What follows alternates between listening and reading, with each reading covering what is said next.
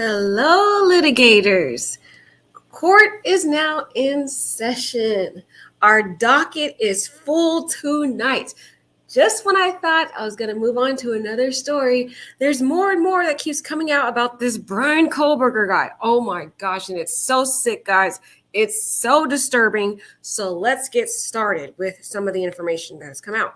First thing I want to start with is one of Bryan Kohberger's former friends has come out. And a lot of his different former friends have been coming out and speaking about him.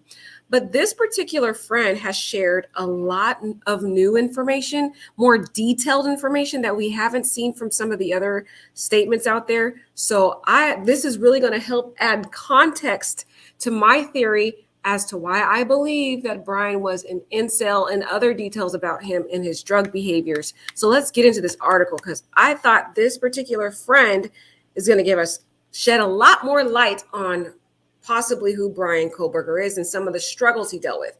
Then we're going to segue into some additional statements BTK has said about Bryan. And finally, we're going to look at some of prior posts that have been on Tapatalk. And it has been alleged that it's possibly Bryan's old account that he had in 2011. And the way people have been able to link it to Bryan is because it is associated with his email address. That's how people have been looking for some of his old accounts, because even though he uses different random usernames, he still manages to use his same email account. So we'll get into all these tonight. But first, let's start with this article. Man, oh man. That was just released today by Fox News.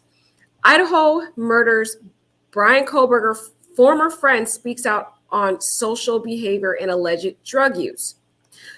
The guy's name is Rich Pasqua, who said his former acquaintance of Idaho murders suspect Bryan Kohberger recalled the interactions that they had and the behavior Bryan Kohberger displayed. We don't need to go over all this because this is redundant. A lot of it's stuff we already know if you guys have been studying this tragedy. I cannot say this guy's name for anything. I think his name is Pasqua. That's his last name. But Rich, I'll just say Rich because that's his first name. Rich told Fox News host Lawrence Jones on Saturday's Cross Country that Kohberger was just an average guy. Rich says, I met him through some friends, and they told me that he was a little weird. See, a lot of people always say he's weird and a little socially awkward. I guess you could say he wasn't a bad guy, Rich said. He needed a job. So I worked at a pizza shop at the time and they were hiring. And I said, yeah, come on in and apply. And he did. And he got the job. I worked with him for a little bit, but he was quiet though. Pasqua also shared that the 28-year-old Pennsylvanian didn't have a girlfriend when he knew him. Remember, we were talking about on my prior videos that I suspect that this young man has probably never even had a relationship or a girlfriend. He seems to be unable to really communicate with a woman effectively. It seems like he just sees them as objects. So there's a friend coming out confirming that he didn't even see Bryan have a girlfriend when he knew him, and that his wife even went to school with him. They graduated together, and she also, guys, doesn't remember him ever having a girlfriend. See, this is adding to my theory as to what I said. I believe he is an incel. Now we have at least two people confirming they have not even seen Bryan ever have a girlfriend. And he says, and I don't remember him ever having a girlfriend, and he didn't have many friends, he continued. See, each of these bits and pieces of information that is coming out from different people is building a profile as to some of the issues, the social issues, the interrelationship issues, the lack of him having that relationship with women that I feel has built inside of him this deep animosity. But based upon some of his posts, if this is his profile on Tapatalk, there were more deep issues with this man, as we're going to get into, guys. But just looking at this, you can see people who knew him doesn't even remember him having a girlfriend ever. And they said that he didn't have many friends. You can already see that this guy had some social issues. And then this Rich goes on to say, so he like would do anything to fit in and would like, you know, he just wanted to be like everybody. So he didn't even know how to really interact with people. He had social problems. But he wasn't a bad kid. Like, you know, he was all right. Oh my God, this like stuff is annoying. I'm going to try to take the likes out. This is how they wrote it. And I knew his sister, and I went to school with his sister, and I knew his father worked for the school. And from the information we gather, the father is allegedly a maintenance man, and his mother is a substitute teacher, allegedly. He said, and I believe his mother did too. She probably worked as a substitute teacher. But his family, they were just all nice people. And his dad was always really nice to me, very polite. But I just never thought he would do something like this. Rich claimed Kohberger used drugs and that they were both heroin addicts. This guy, Rich, used to do heroin with Bryan. He said, I got 6 years clean now, Rich said. I worked in treatment and everything, but back then I was using, and so that's how I know for a fact he was using. I got high with him a couple of times and used with him. See? So we've heard from at least 3 different sources that Bryan allegedly used heroin. We heard from at least 2 women, and now this individual who is coming out who actually admits that he actually used heroin with him. They were both using together. So we got some solid information here that Bryan was a drug user. Allegedly. Again, we have to say allegedly because we don't know if these people are lying or not. But at least there's different sources coming out. There's multiple people confirming this, that he was using heroin. So Rich is not the first one. But I think what makes his information more persuasive is that he said he got high a lot with Bryan and used with him. He said Rich also said he knew other people who dealt drugs and would deliver drugs to Kohberger frequently. Wow. So Rich even knows Bryan's drug dealer. Okay. The one that Bryan went to allegedly purchase this heroin. Wow. That's why I told you this guy, Rich, is giving us a lot more details than the other alleged friends out there. So we're hearing from Bryan's friend that they did drugs with, and he knows his drug dealer. Wow. Wow, guys, this story keeps developing by the day. It's so disturbing the more you hear about this guy. Kohberger's former acquaintance said that when he heard about the Idaho murder case, I haven't heard from him in so long. Then I heard about this, and they said he was going to college, Rich said. I said, I haven't heard from him. I guess that's what he's been doing. Wow, so I guess he was pretty much of a lowlife back then, and now his friends like, wow, now he's going to school, and, you know, that's a pretty much of an upgrade from what he did before. I guess that's what Rich is saying, guys. He said he must have cleaned up. See, that's why I said I thought he was saying that, because Rich is saying he must have cleaned up. I know he was in and out of rehab a couple of times. Wow. But he really did. He cleaned up and was going to college all these years. Wow. So when Rich knew him back then, he knew Bryan to be very addicted and codependent upon drugs to the point that he had to be in and out of rehab. And then allegedly, and then the Casey who spoke about him said one time he had her driving all around town, and she didn't realize that he was actually having her drive all these places to go pick up drugs from, now we're knowing allegedly, Bryan's drug dealer. Wow. So knowing the details of his addiction allegedly to drugs and how he was in and out of rehab adds some context to some of the underlying issues that this guy, Bryan, was dealing with. Okay. He may have looked like he was this smart, stellar student, but underneath it all, he was suffering a lot of mental and substantive physical issues as well. So that's interesting, guys. Let's read that again. I got to read that again. They said, I haven't heard from him for so long. Then I heard about this guy, and they said he was going to college, Rich said. I said, I haven't heard from him. I guess that's what he's been doing. He must have cleaned up. I know he was in and out of rehab a couple of times. So the fact that the allegation, guys, that he was in and out of rehab leads me to believe that his parents knew that there was some problems with Bryan. And not only that, but his sister, who is a mental health therapist, suspected something was up with this guy. And when we start reading into some of the alleged posts that he put on the profile on Taka Talk, I think it's Tappa Talk. I cannot say that thing for anything. It's an interesting profile. I've never even heard of it until this case, but I guess it's some blog that you can add information on or whatever. But hearing all these different issues that this guy was dealing with, allegedly, his parents had to have been privy to the fact that Bryan was dealing with some serious problems. So I think they knew that their kid had some issues and some social issues and some drug issues, allegedly. But I think they never predicted that he'd go out and brutally unalive 4 people, allegedly, if he did it. Okay. Innocent until proven guilty in the court of law. That is the disclaimer. But right now we're just analyzing all the information we're getting, allegations that we're seeing.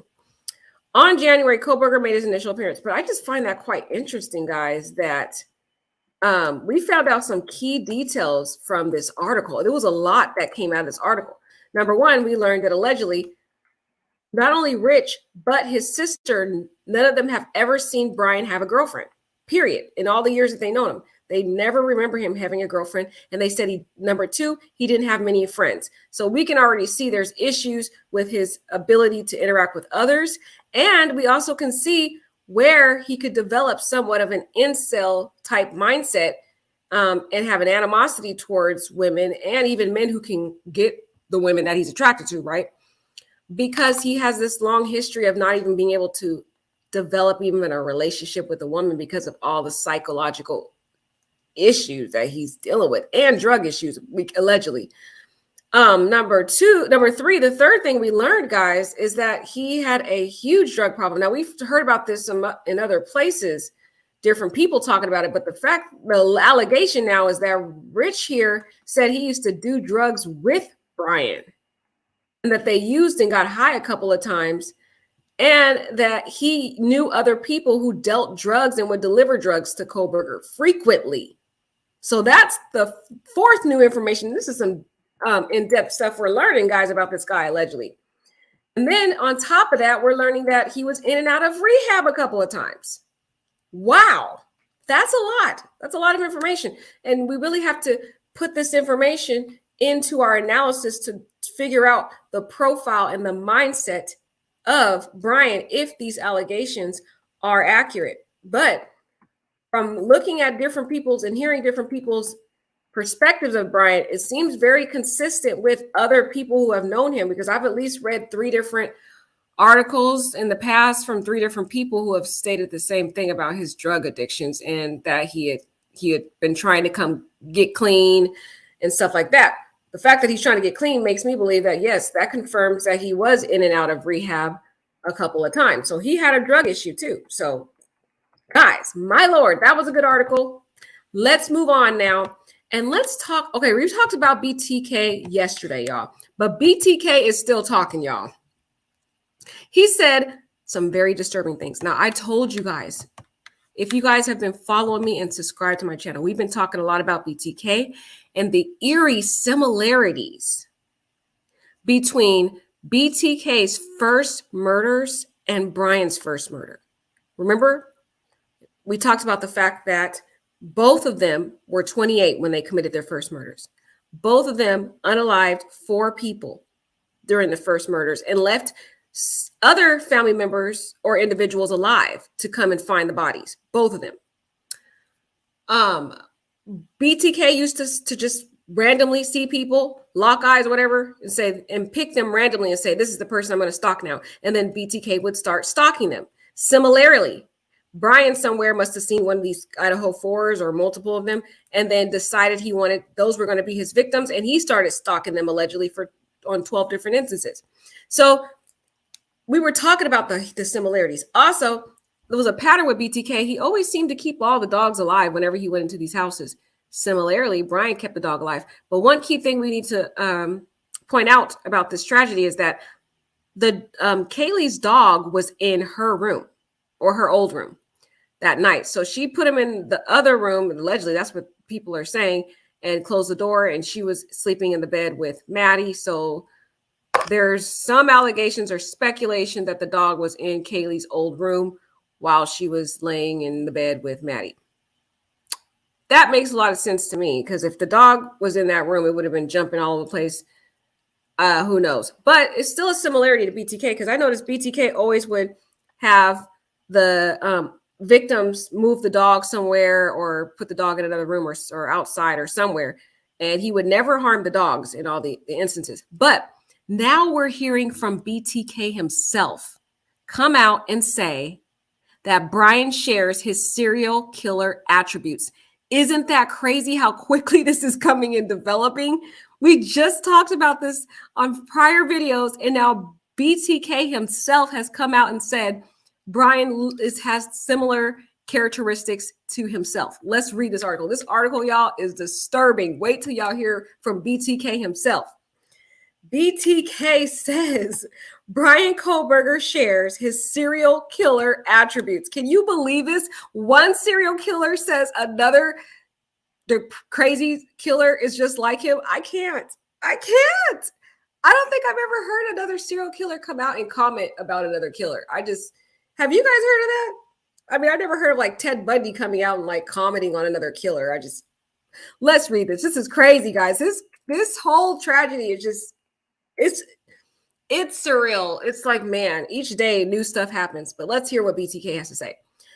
The BTK serial killer says Bryan Kohberger shares some of his traits, and that one of his own attacks, a quadruple homicide, is eerily similar to the Idaho student slayings. And remember, I told you guys this. I said that first killing that BTK did was like literally, eerily, like strikingly the same. Even from the point where Bryan just randomly started stalking these people. Didn't even know him, allegedly. We'll find out more, but I highly doubt that he knew these people. I think he just locked eyes and was like, yep, that's going to be my victim. But look how crazy this is. Listen to what BTK himself says. Dennis Radar says, who gave himself the moniker Bind, Torture, Kill, tells TMZ in a new email he believes Kohberger would lie in wait for his victims, stalking them and casing their home.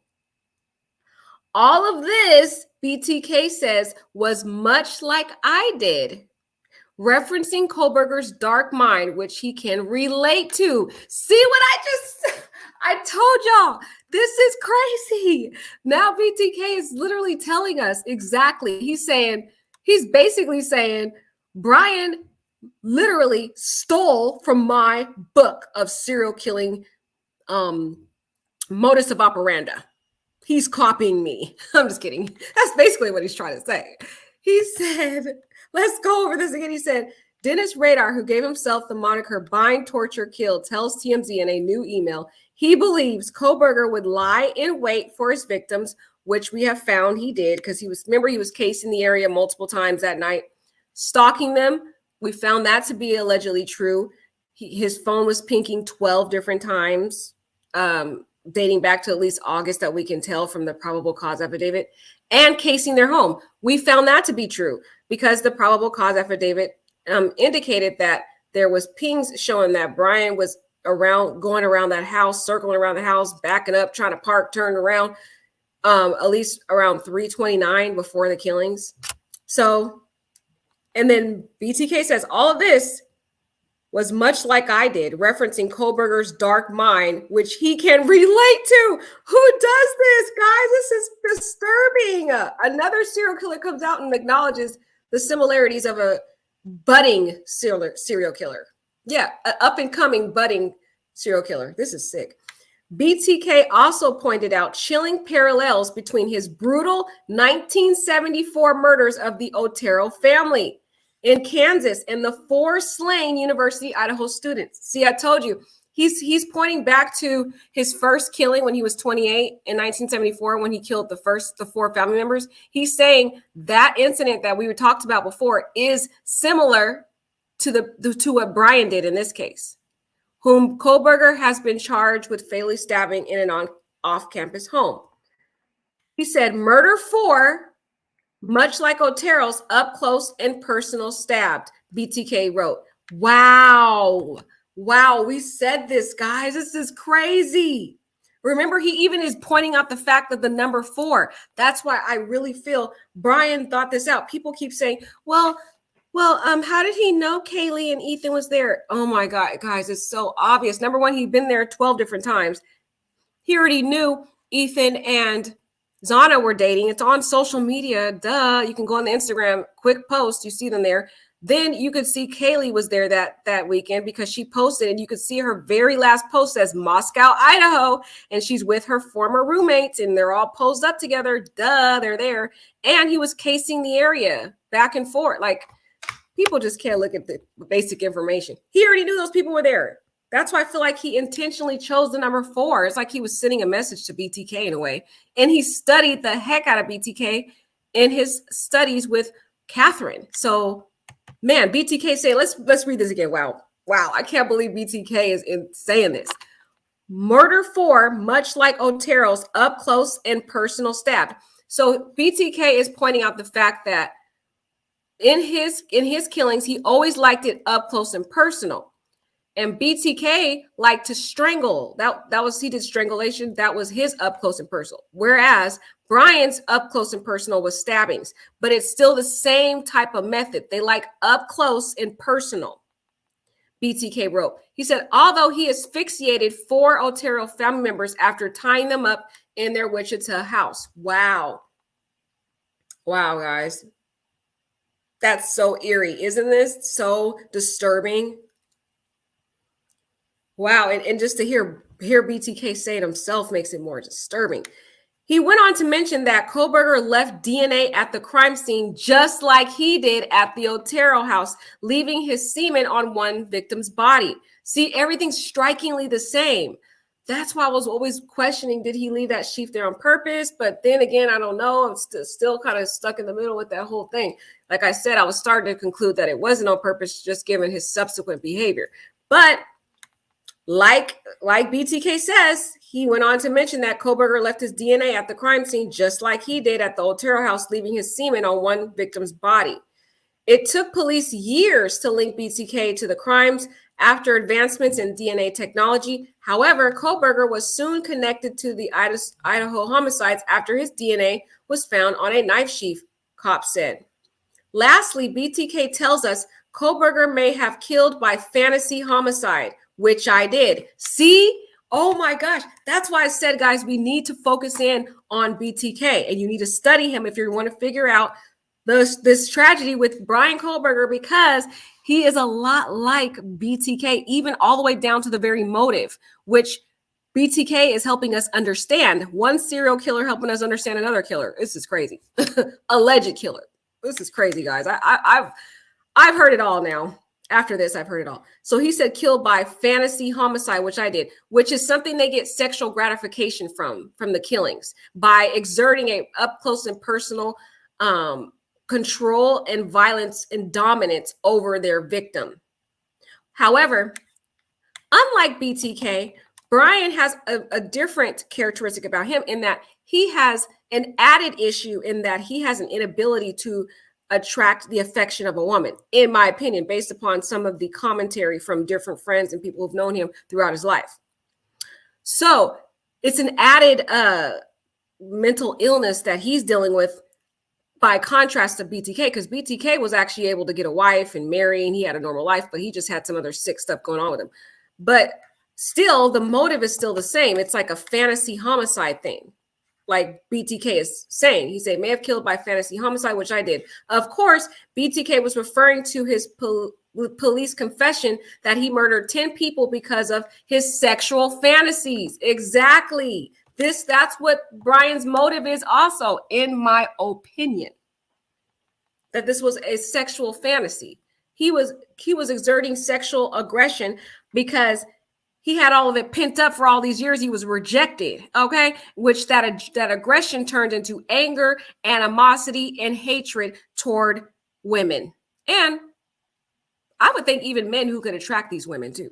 But I think it was mainly women. That's what I think. My opinion, y'all. Y'all can give y'all opinion, but BTK is helping shed some light. So he's really you know what, they really, I know this sounds crazy, guys, but the prosecutors, if they want to figure out the motive, they need to go talk to BTK, because BTK is literally telling us what Bryan's motive was, allegedly. Okay, one sick person helping us understand another alleged sick person. Idaho detectives have not disclosed Kohberger's motive, and he denies any wrongdoing. Yes, we acknowledge that Bryan Kohberger is innocent until proven guilty in the court of law, but we still can have our opinions and our analysis. And right now, I feel like BTK is helping us understand the sick, deprived mind of Kohberger, okay? He literally gave us the motive. He said, may have killed by fantasy homicide, which I did. Of course, BTK was referring to his police confession that he murdered 10 people because of his sexual fantasies. That's why Bryan did it, in my opinion. But I think he had a sinister hatred toward women too. And we'll find out how deep that aggression and hatred is once we figure out the gravity of those injuries to the women, because that's going to really help display the aggression and the anger. Because one of the things we noticed when we started talking about this tragedy, when it first happened, is that all of us, a lot of us, majority of us were saying, whoever did this was really angry and in a fit of rage. Well, now it makes sense, because it feels like Bryan had this pent up anger and rage built up inside of him that had been built up for years, because he had been repeatedly rejected by women. And so it formulated this hatred that just kept growing and growing and growing. It's like when a person withholds pent up anger for years and they never share it with anyone, they never talk about it, they just kind of go around pretending they're cool and they're just quiet. That quiet cucumber is usually going to explode one day. And that's what it feels like. I feel like it was this pent up anger and rage that was in Bryan that literally unfolded that night. And all that anger and pent up anger. And you know what? When he was probably unaliving these poor, beautiful souls, he was visualizing all those year after year after year from high school and on and on and on of each woman who has rejected him, each woman who threw stuff at him in high school, each woman who made fun of him, each woman who walked out on him on a Tinder date, each woman who may have rejected him at the bars that he went to. And he was visualizing, in my opinion, those women as he was savagely slaughtering these innocent victims. That's what I think, in my opinion. But the underlying motive, in my opinion, is like this sexual fantasy. But I feel like it was more so of a sexual aggression. Pent up anger, like a aggression. That's what I feel it was. But hey, it had something to do with the sexual part. I'm just saying. Okay, it's crazy to hear this serial killer coming out and speaking about this, but it is what it is, I guess. Idaho detectives have not disclosed Kohberger's motive, and he denies any wrongdoing. We already know that. As we reported, Kohberger, before the Idaho massacre, was rumored to have contacted BTK, who said in an earlier email to us that that was not true. But BTK thinks Kohberger studied him and his crimes. The infamous killer is currently serving 10 life terms in prison. So basically what BTK is saying, y'all, is like, I already know, this is what BTK is saying, basically. I already know Bryan been studying me, and he literally has copied and has emulated my modus operandi, my whole profile. He literally copied my first murder, from the number of people that I killed that day, from the fact that I stalked my victims first. I studied them. I looked up their profiles. Like, that's how eerie. He literally came out and said what I talked to you guys about. That's so eerie. Oh my gosh. What? He said I was casing their homes, all that. And then that's literally what Bryan did, guys. He took from BTK's sick, sinister book of how to be a serial killer. It's like, you know those books you have, the how to do? What's those books, the book for dummies? Like they'll be like Law for Dummies or real estate for dummies. Well, it was like he took from BTK's serial killers for dummies and like literally emulated it, but in his own way, in that he chose the up close and personal method of stabbings, whereas BTK chose the bind, torture, kill method, but it has to be up close and personal. That's the most important part about it, because I mean, Bryan could have chose any other method, but he wanted it to be an intimate way. And I really think it was like this pent up, built up anger in him, because when we get into allegedly this guy's old tap a talk post, if these are his posts, it just shows that this kid had serious issues growing up. And allegedly, if it's his profile, he was mean to his parents. He acknowledged that he said he felt no emotions. He felt no feelings for his own family. It was sick. So if that was him, it was like, I knew his parents knew something was wrong with this kid. I knew it. But I think they just never imagined he would go out and harm anybody else. They probably were fearful that he would harm himself more so than harm anyone else. So guys, let's segue into this crazy, decrepit Tap a Talk posts that are floating around, guys, in the ether. It's been everywhere. I'm pretty sure you guys already heard about these because it's been literally plastered everywhere. But I've been in this Reddit group, and this Reddit group, my gosh, they have been really digging to find information on Bryan. And of course, they're using his handy dandy email to try to find old profiles that he has had. Now, again, always have to give a disclaimer, guys. This is going to be up to you whether you think it's his profile or not. This is just information that I'm sharing with you, and then you can make your own opinion as to whether you think it's him or you think it's not. None of this is factual. It's all alleged and mere opinions only. So again, I'm going to share this information with you, and it's going to be up to you as the opinionators. Yes, my fellow opinionators, to formulate your own opinion as to what you think. Okay, let's read it. But if it is him, quite disturbing, guys. My gosh. Okay, so this is in the Reddit group called Bryan Kohberger, and in this group, they literally study everything about Bryan. And it says, creepy post from Bryan Kohberger's Tap a Talk account, a forum for people that suffer from constant visual snow. Now, if this is his profile, he has been talking about a health condition that he had called visual snow. So let's talk about what that is first before we get into these posts, so you guys know exactly what that is. It was alleged, and the interesting thing is the numbers, the age lines up. These were posts that he allegedly did in 2011, so he would have been 17 years old at the time. He refers to back when he was 15. So, I mean, the numbers are adding up to me, and he would have been 17 around 2011. So, I mean, even the numbers are adding up. The profile adds up. So I have formulated my personal opinion that I think it's his profile. But again, you can listen to the information and you can decide if you believe it or not. But a lot of these posts, Bryan was referring to him having visual snow syndrome. And we're going to go over what that is. But because he developed this condition, he started obsessively researching how he got it, how he could heal from it, stuff like that. And one of the things that he learned was he learned that he got visual snow syndrome from all the toxins in his body. He really studied this in-depthly. And he learned that it could be from his diet. So he changed his diet very intently, became very obsessive about it, which is why I think he became a vegan in the first place. That's what I think where it came from. Also, because I know he wanted to lose the weight. But there was this added layer of him having this syndrome called visual snow syndrome. And based upon his intense research, if you look at the different posts on there, he had learned that it was toxins in his body and different, the foods that he was eating. And so he started changing his diet. And I think it became like this obsession, because I think he was probably able to heal the syndrome by this diet, because in his adulthood, I mean, unless he's keeping it to himself, we'll figure out more as the information comes out. It seems like he might have, some of the symptoms might have gone away, because I haven't seen him talk about him having any issues lately, but we'll see. Let's read this what it is, and then we'll go into the post. Visual snow syndrome. Disease at a glance. Visual snow syndrome affects the way the visual information is processed by the brain and eyes.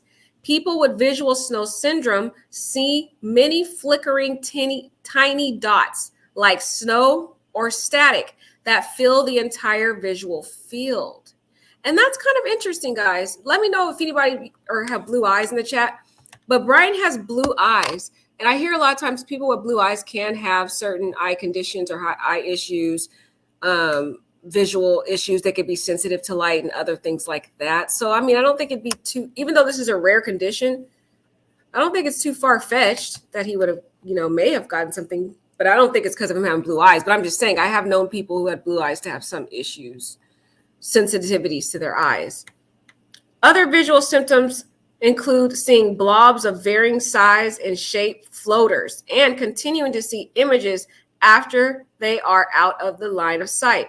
In addition, people with visual snow syndrome may have light sensitivity, difficult with night vision, migraines, and ringing in the ears. That is torment, man.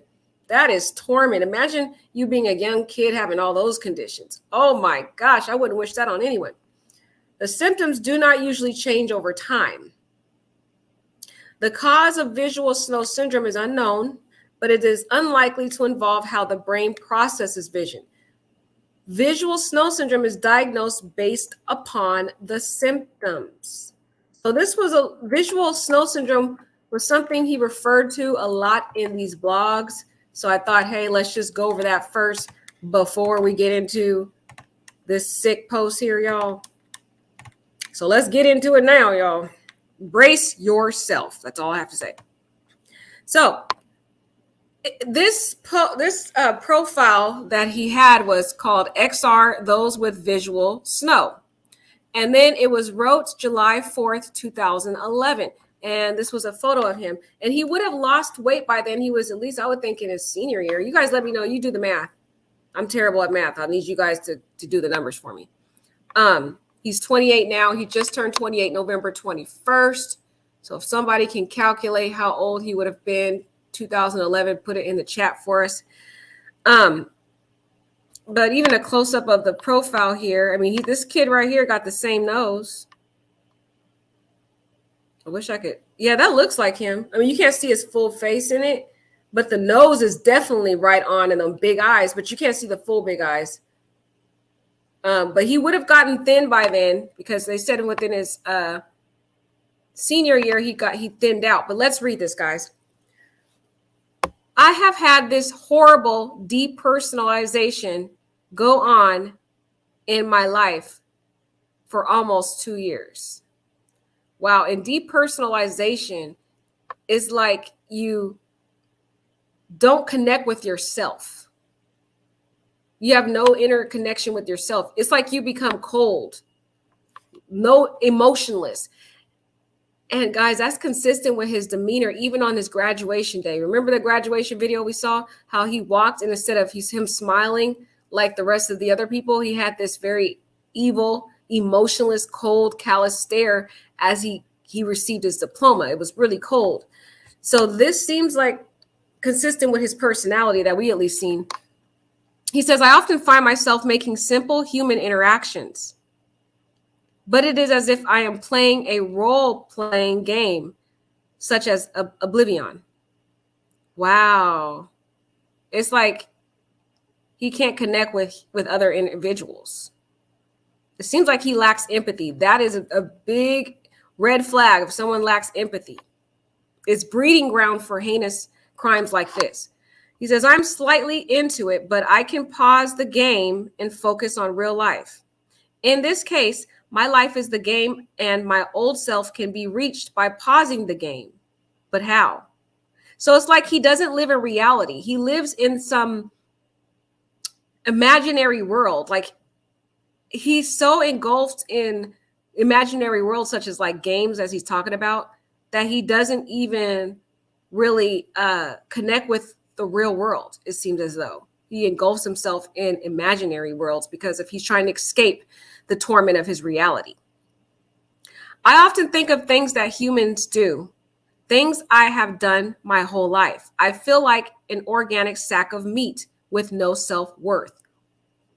The choice of words, y'all, it's the choice of words. Organic sack of meat with no self-worth. That's how he would perceive himself to be. Wow, that's pretty sad position to be in, as if you don't matter. An organic sack of meat with no self-worth. If he sees himself as that, how much more do you think he sees other people? He says, as I'm starting to view everyone as this. See, he said, I feel like an organic sack of meat with no self-worth, as I am starting to view everyone else as this. See, what you perceive yourself as is what you perceive others as. So it appears to me as though he doesn't place value upon his life. He is a type of person who has a lot of self-conclusion thoughts, meaning thinking he wants to take his life a lot. So how much more do you think he would perceive the value of another person's life if he doesn't value his own? This is a very cold, callous individual. Everything I have done makes no sense. How did things get this way? How am I wearing this shirt? Who decided that humans shall wear shirts like this? I'm thinking this guy had some like dark, sinister demon possession type influences in him too, because this is some of the mental things that he was going through. I feel as though he also was hearing voices too, in my opinion. In my opinion. Are we all just advanced animals with possession? Or is there more that I can't see? I can't connect. I can't connect. Wow. And this is similar to a lot of individuals that end up going out and killing people. For example, Ted Bundy and the BTKs and all those individuals. They seem to not be able to connect with other individuals, or they'll play a role. Like Ted Bundy played a role. BTK played a role. I view everything as if I was playing Oblivion, pointless and full of nothing, out of reality. I am moving out of my house. My last holidays were already lived. But where was I? Wow, it's like an outer body experience. This man seemed like he'd been depressed his whole life. As my family group hugs and celebrates, I am stuck in this void of nothing, feeling completely no emotion, feeling nothing. And that was the type of person we seen at that graduation. It looked like he felt nothing. I mean, you imagine you work so hard to graduate and you achieve this monumental success. And the other people there that were getting their diplomas, they were smiling, they were ecstatic. Whereas Bryan walked to get his diploma and he looked like he was feeling nothing, completely no emotion. And he doesn't feel anything now, even for what if he did what he's alleged to have done. That is breeding ground for someone who can commit a type of crime like that, who is completely emotionless and lacks any empathy. He feels nothing. I feel dirty, like there is dirt inside of my mind, my head. I am always dizzy and confused. I feel no self-worth. I am intelligent, but I feel the opposite. And we know that Bryan is always, based upon his friends and people who know him, and based upon the students who have been taught under him, or he at least has been their teacher assistant, they say that he always is trying to appear to be intelligent and thinks he's more intelligent than everyone else. So this is consistent with him, I would say. He's still saying, I'm intelligent, but I feel the opposite. So that makes sense to me why he's always trying to prove his intelligence, allegedly, in these different classes, because a lot of the students who said he was their teacher assistant, they said he would always try to talk in these complex ways regarding very simple topics. Is because he's trying to prove his intelligence, because in reality, he really doesn't internally feel like he is intelligent. So he has to overcompensate and overly try to display intelligence, when that's because in deep down inside, he feels insecure and not really smart. That makes sense to me. What do you guys think? He says, I say things I don't mean. Wow. The last holiday in my house, the house I grew up in, the house I once contributed to, the house I once felt at home in is past. As I hug my family, I look into their faces. I see nothing. Oh my gosh. Just the words that he is using, that sounds like breeding ground for someone who could unalive someone in a horrific way and feel nothing. That's a callous person who could commit a murder. A lot of them don't see anything. A lot of them don't have emotions. They don't have care for human life or for anyone. He said, guys, as I hug my family and look into their faces, I see nothing. It is like I am looking at a video game, but less. I feel less than mentally damaged. Wow. I feel like I have severe brain damage. I am stuck in the depths of my mind. Yeah, I think he was battling with some mental sinister thoughts, because he said he's stuck in the depth of his mind, where I have constantly battled my demons. See? Dang, I didn't even read the next sentence and I was right on the money. He said, I am stuck in the depths of my mind where I have to constantly battle my demons. So like I was telling you guys earlier, I feel there was a spiritual component to this, that he was wrestling with these demons that kept trying to tell him to do sick, sinister things. And the way he knew he had issues, he was trying to fight those demons. And the way he did it was go to school and take all these forensic science, psychology classes and criminology classes, because inside he had these very sick, sinister thoughts of harming himself and others, but he didn't know why and how to deal with that. So he thought, oh, I'm going to go to school and study about this and figure out how I could deal with it. Because he says, I'm stuck in the depths of my mind where I have to constantly battle my demons. Yeah, he was dealing with some dark spiritual influences. And a lot of these serial killers do. They'll tell you that they heard a voice or some voice told them to do it. He says, am I here or am I fake? I feel myself slipping away. I hear screams faintly, but I constantly battle away from it. What? You hear screams faintly? Yeah, it sounds like he was tortured by demons. What if I let go? Where would I be? Would I ever come back to reality? The more he speaks, it sounds like this guy was wrestling with internal thoughts that were very demonic, because he wasn't even in the real world. He was wrestling these voices, in my opinion. I try to remember where I originated from, but I can't. I barely remember my childhood. I often fear being 80 years old, alone, and having faint memories of my parents, everything I missed out on. And that alone component seems consistent with Bryan, guys. He was like, we've seen him based on the probable cause affidavit. Every time he's pulled over, what is he? A solo occupant in a car. He's like pulled over several times. Solo occupant. And a lot of people said in his classes that he was always quiet, that he didn't have many friends. We just heard from a new friend, Rich, who says he didn't have a lot of friends and that they never saw him with a girlfriend. So the fact that he's saying he fears being 80 years old and alone, that's consistent with Bryan having faint memories of my parents and everything I missed out on. That's why I'm starting to think, if he really was wrestling with these thoughts, if this is really his profile, then, and he had these issues already growing up, his parents already knew this, that he had issues, some serious mental health issues. It might have been what inspired his older sister to study mental health therapy, become a mental health therapist, because she probably was like, maybe if I study this, I can help my brother because he got some issues. Just saying, in my opinion, who knows? That's probably why she went into it, to try to see if she could figure, sometimes people go into certain fields because of what they've experienced in their life or what they've seen a family member experience. They want to help. So, I mean, that could have some meaning behind it, that maybe she wanted to help her brother somehow. Who knows?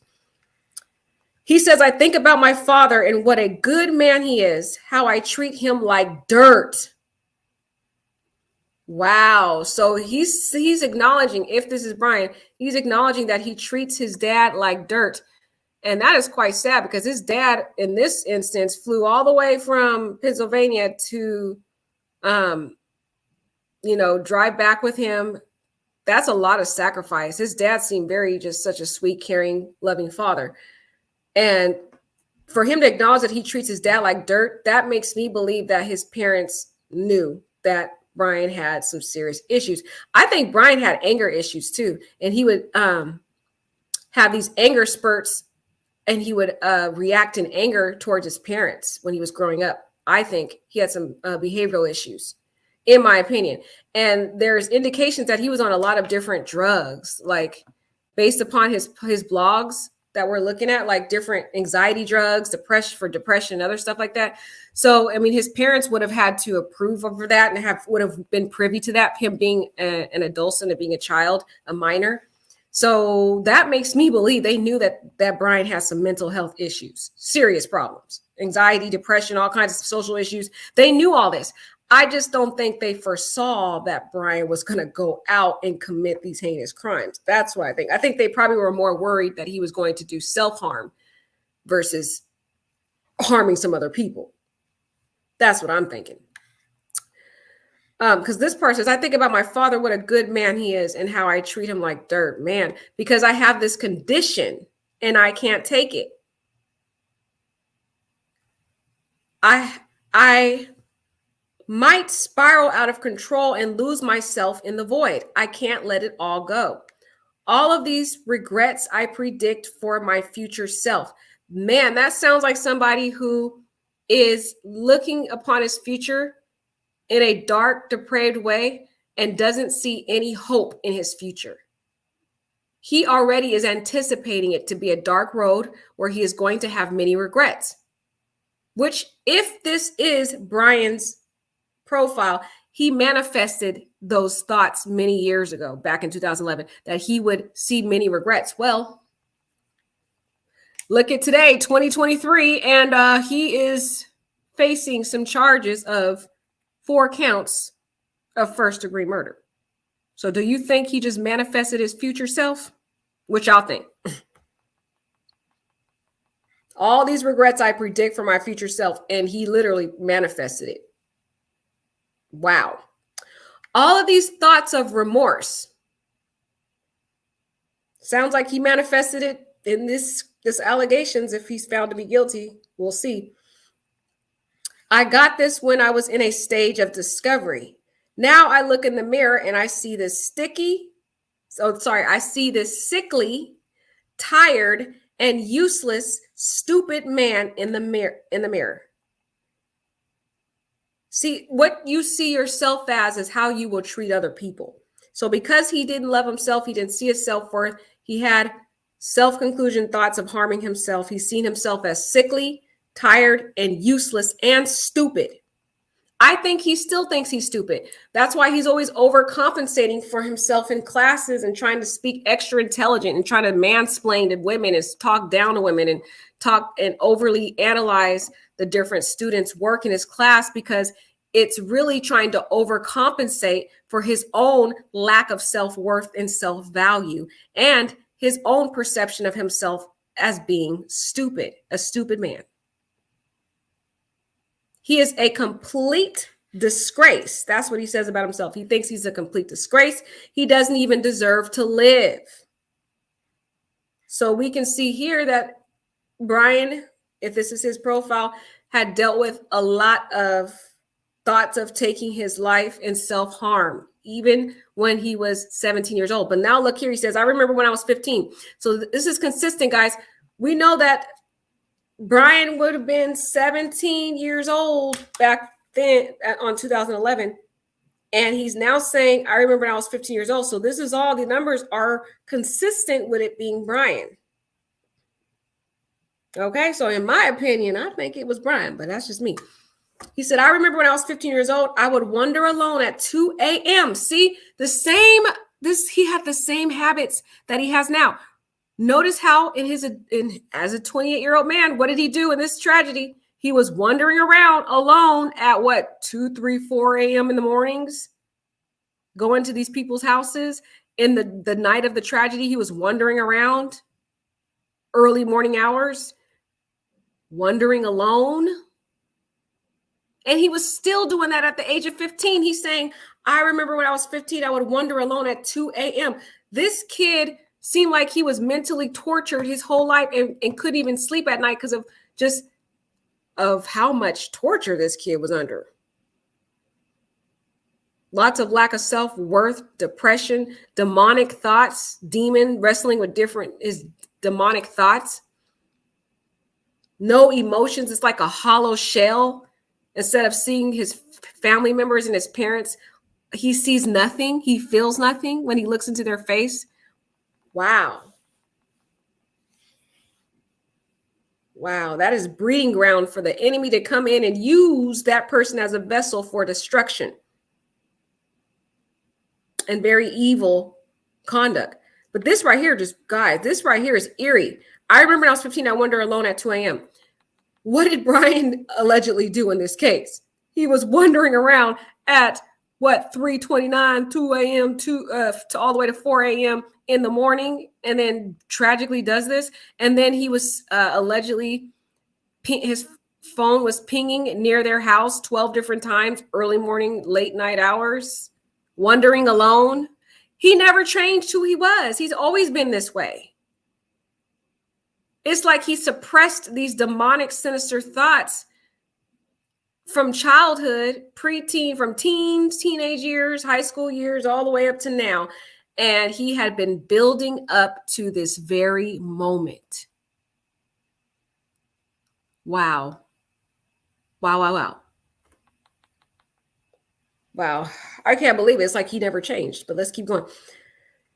I got to read that again because that's crazy. I remember when I was 15, I wandered alone at 2 a.m. Everything was so generic. Nowhere felt like home. And that's how it felt like he feels now, even in his dorm room. That place didn't feel like home. He's up all night vacuuming, according to the neighbors, never sleeping, driving around random nights all alone by himself. He's being pulled over by authorities, law enforcement multiple times, and he's a solo occupant all alone, wandering alone. This man, Bryan has always been sick and disturbed. In my opinion, wow. Nowhere has ever felt like home to this guy. In fact, he'd rather not even be here. That's why he had no problem committing these crimes at all, in my opinion. I saw disgrace. He doesn't even deserve to live. He says that again. I saw things that were not there. Wow, a different reality.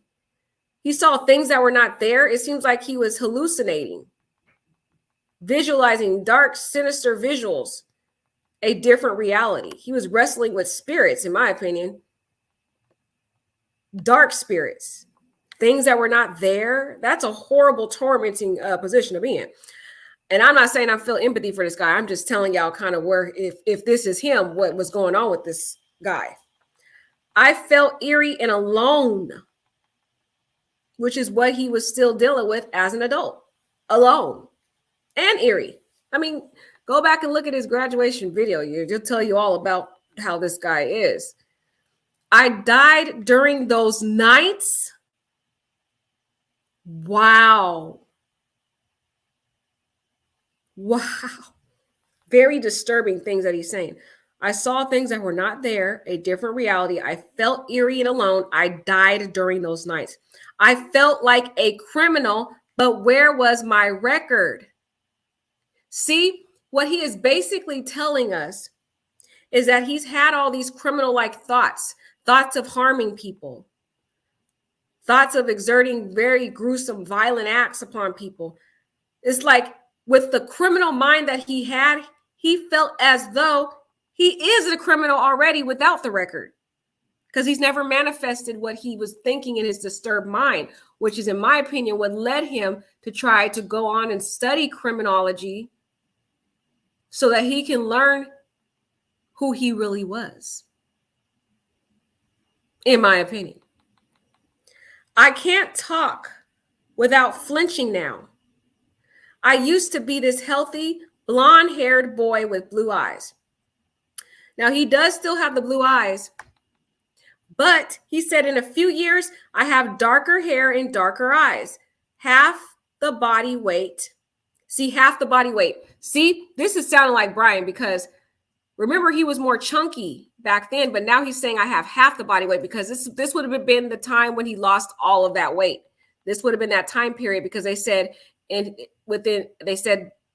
his early high school years, he was more chunky. Then during his senior year or junior or senior year, he lost all the weight. So this makes sense to me, because he might have had the blonde hair. His sister has like a dirty kind of sandy-ish kind of blonde hair. His mom has a blondish hair. So I've seen kids when they were little, they have a certain hair color and then their hair color changes. I've seen some kids, born with the blonde hair, and then when they get older, their hair starts to change. I actually have a friend like that. She was born with beautiful blonde hair, and then her hair, as she got older, her hair is now like a dark, dingy kind of brown type of hair color.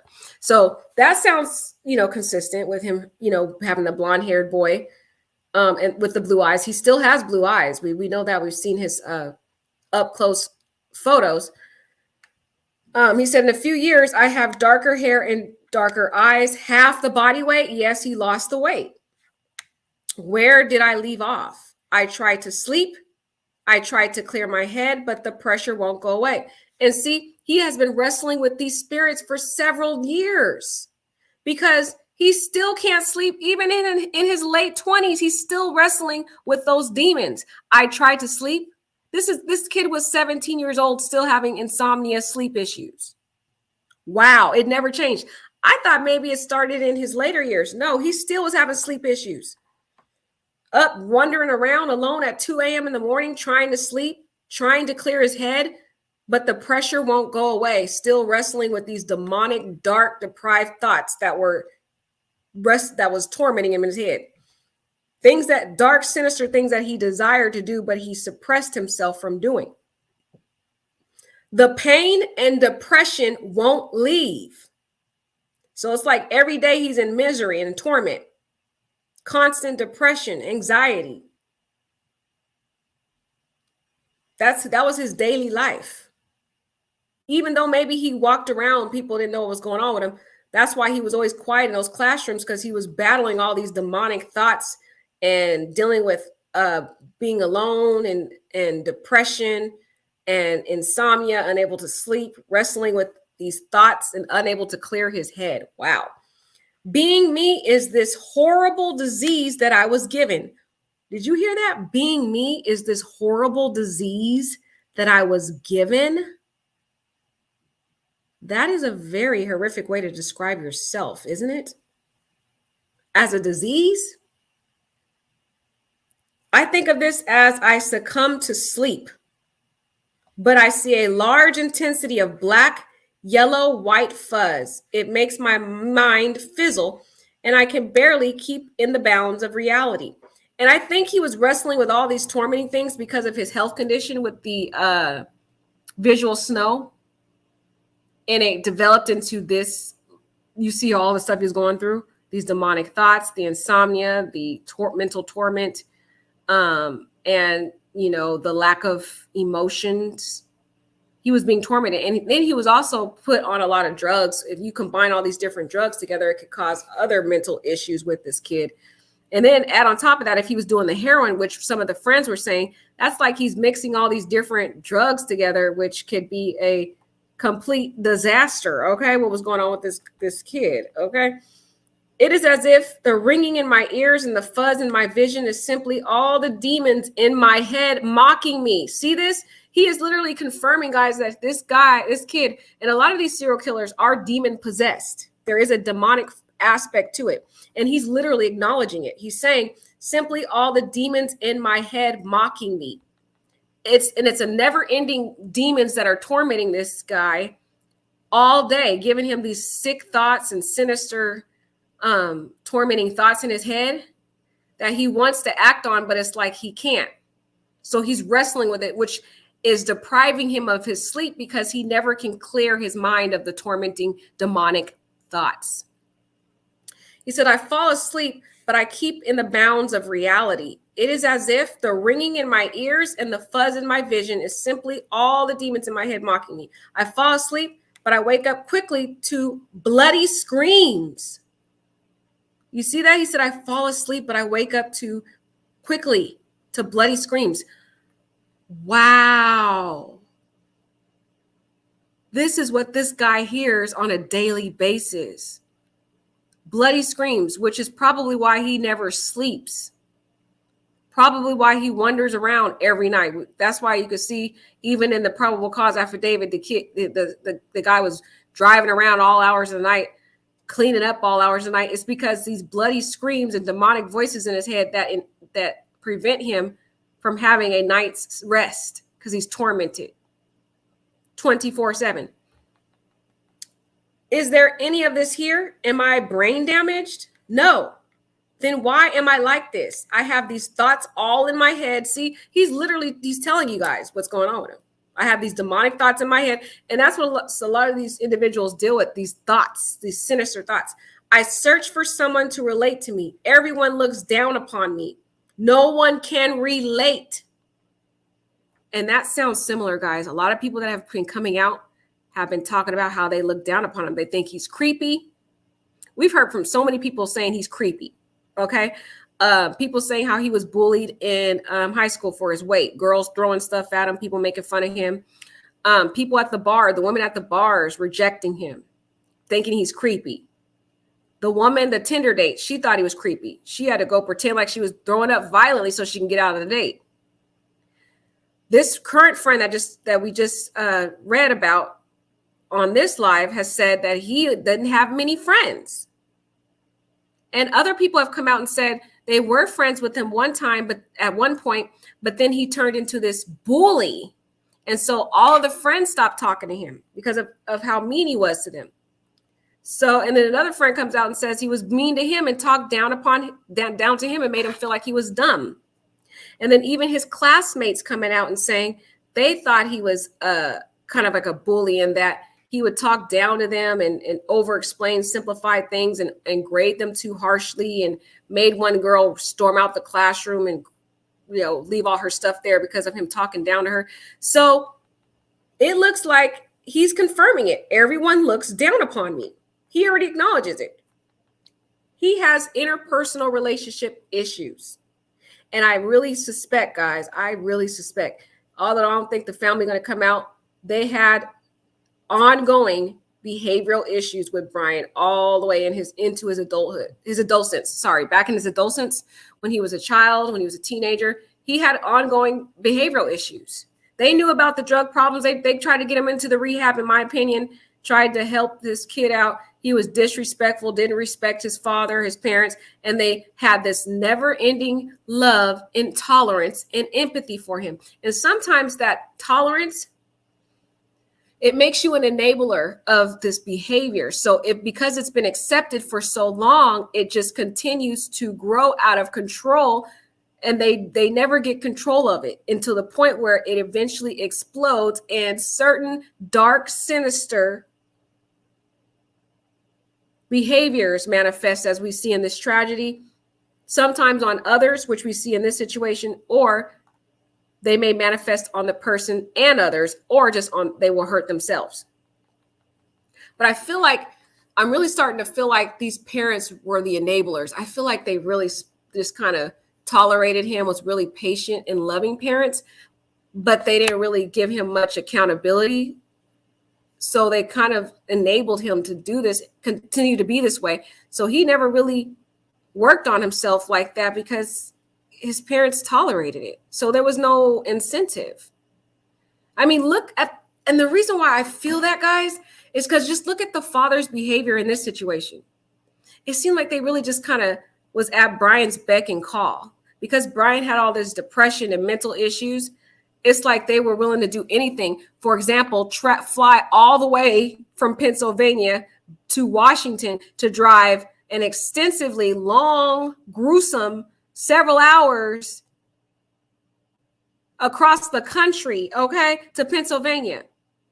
Just looking at the sacrifice that Bryan's father made, kind of made me see the kind of parents that he has. They're very patient, loving parents, kind of have that enabler aspect to them that in a way was a breeding ground for Bryan to cultivate these demonic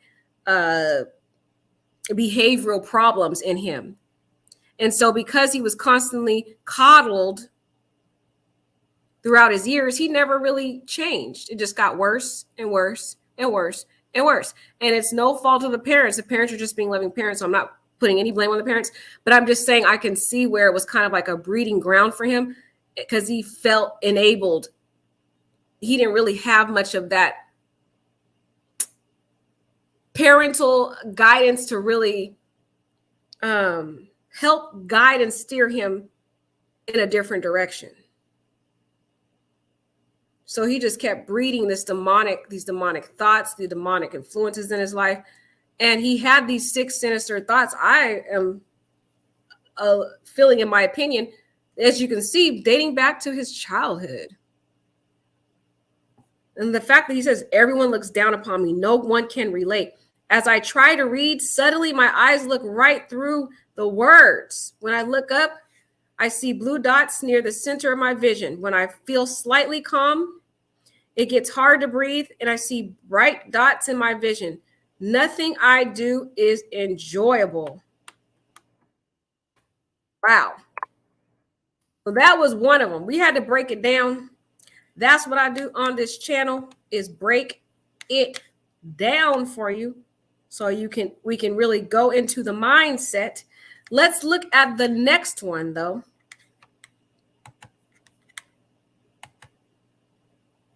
This next one, let's see if we can make it larger.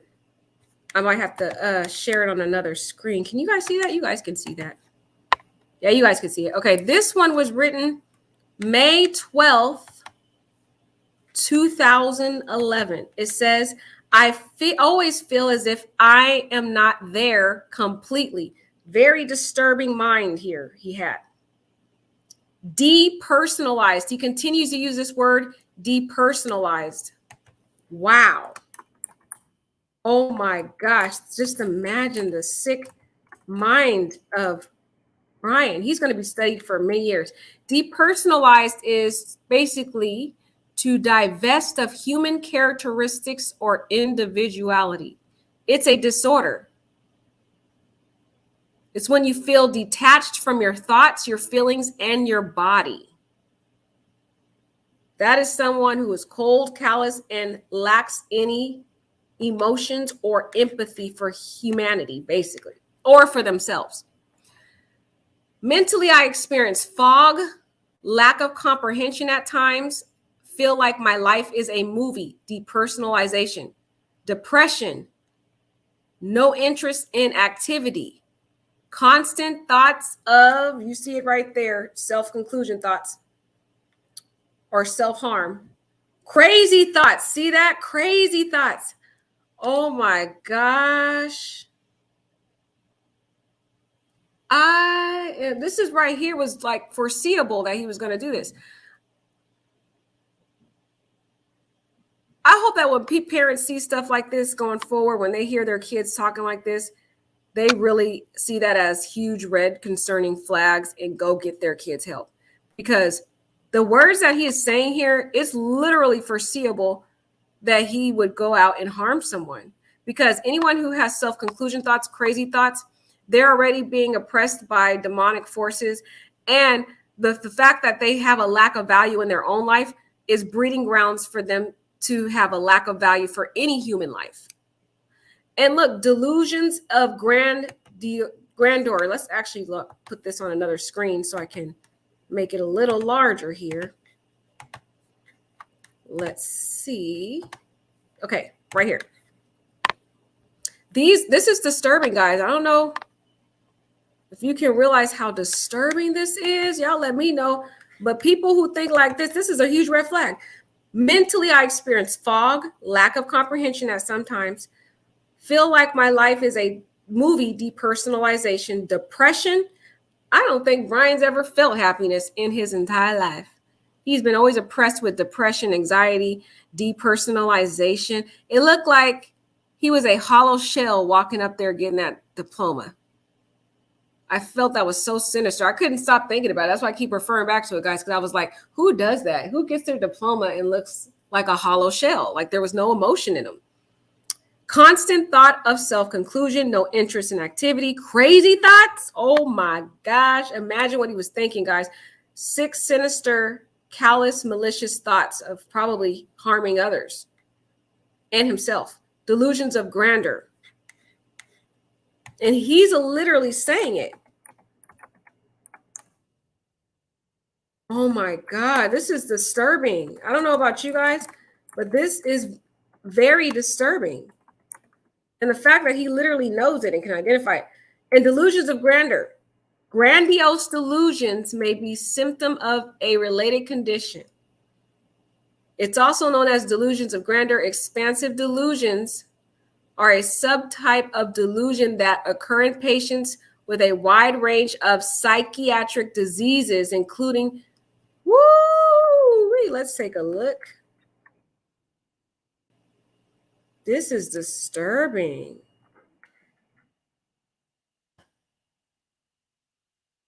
It refers to a person's false belief that they are someone other than who they truly are. Typically, someone powerful or important. Delusions may be a sign of mental health disorder. Delusions may also affect a person's sense of what is real and what is not. And that sounds consistent with Bryan, guys. Based upon some of the descriptions that the classmates have said and people in his life, they have said, for example, one of the friends said he used to bully him and he used to always try to talk down to him to make that kid feel like he was dumber than Bryan. And he carried that same type of behavior into college. While he was a PhD student at the teaching assistant, he would overly grade those students with these extensive, horrible grading. It was just so unreasonable to the point where they had to have a meeting with him. And they were giving their complaints about how just horrible and exaggerated and grandiose his grading was. And there was some complaints by students that were alleging comments that, he would, try to speak like he was overly intelligent and he wanted people to know he's intelligent. When people have to try to go through an extensive amount of effort to prove that there's something, meaning they're smart or they're intelligent or they're attractive or whatever, it's because they're lacking in that area. So that's what he's telling us, that he was dealing with this delusions of grandeur. And it's consistent with the comments of the people that are coming out talking about him. They're literally telling us that he was dealing with delusion of grandeur because of how he was overcompensating and trying to make other people feel dumb to make him feel more intelligent and more smart, when in reality, he actually doesn't feel smart. Wow. He has these grandiose beliefs of himself that are really false beliefs. That's not really what he truly believes.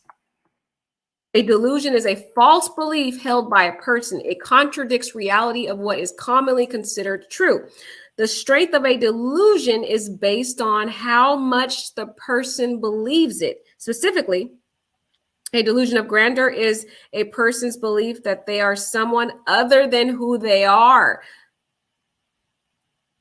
And in this case, Bryan was always trying to portray himself as being, this very extremely smart genius and all these things he portrayed himself to be, when in reality, he never felt that way. And it stems from a mental health disorder. I feel like Bryan battled a mental health disorder throughout his life. And he was tormented with these demons. A lot of demons, a lot of people have mental health disorders, also deal with a lot of demonic oppression, demonic thoughts, very sick thoughts. He talked about how he saw he hallucinated, saw things that weren't there. That's hallucinations. And there's many types of mental health disorders that are classified. About the psychotic disorders. It can lead to delusions, which are maybe schizophrenia, bipolar, dementia, delirium, major depressive disorder with psychotic features. I'm starting to think he might have had an undiagnosed psychotic disorder. And again, I'm not diagnosing this guy. I'm not a therapist or psychologist or anything like that. I'm just These are all theories, guys, based upon his words. I'm starting to think that he might have had some psychotic disorder. He's describing it in his words. I mean, all you have to do is listen to the words he's saying and then go back and look at some of the mental disorders out there. And it's like it's consistent with what he's literally telling us with his words. I just wonder if he was ever diagnosed. But it feels like he had a psychotic disorder. In my opinion, one of these either was schizophrenic or bipolar or dementia or delirium, major depressive disorder with psychotic features. One of these, in my opinion, psychotic disorders can change a person's sense of reality. And he keeps talking about delusions and seeing things that aren't there, and him having these delusions of grandeur. He said it. Look at his words, guys. I didn't say it. He said it. They may be unable to tell what is real and what is not. And he keeps talking about how he cannot sleep at night. He's wandering around 2 o'clock in the morning. He's being oppressed with all these thoughts, hallucinations, seeing things that aren't there. He's wrestling with demons, as he acknowledged. Guys, I think he had an undiagnosed psychotic disorder that he had been wrestling with. This guy never even got a good night's sleep. Wow. Constantly hearing these 24 hours of tormenting voices and screams. He said he woke up hearing screams, or he would hear screams in his thoughts. Yeah, I'm starting to think, I mean, that could even be like schizophrenia. I mean, schizophrenics, they hear voices in their heads too. But I'm starting to wonder, was he ever diagnosed? He might have been undiagnosed. And that's the worst way to be, not be treated for it. Probably why he was taking all those drugs too, to drown it out. Again, I'm just giving my opinion. Y'all can give your opinion too. Delusions of grandeur, anxiety, poor self-image, poor social skills, no emotion. Look, all capital letters, he said, no emotion, poor social skills. We know he has that. He's always seen alone. Poor self-image. He didn't love himself. Very, very low. I mean, low is not even a good word. It was like he despised himself just as a sack of meat. He said it. He described himself as just a sack of meat. Anxiety, no emotion. No emotion. When you hear somebody have no emotion, that's a very disturbed person.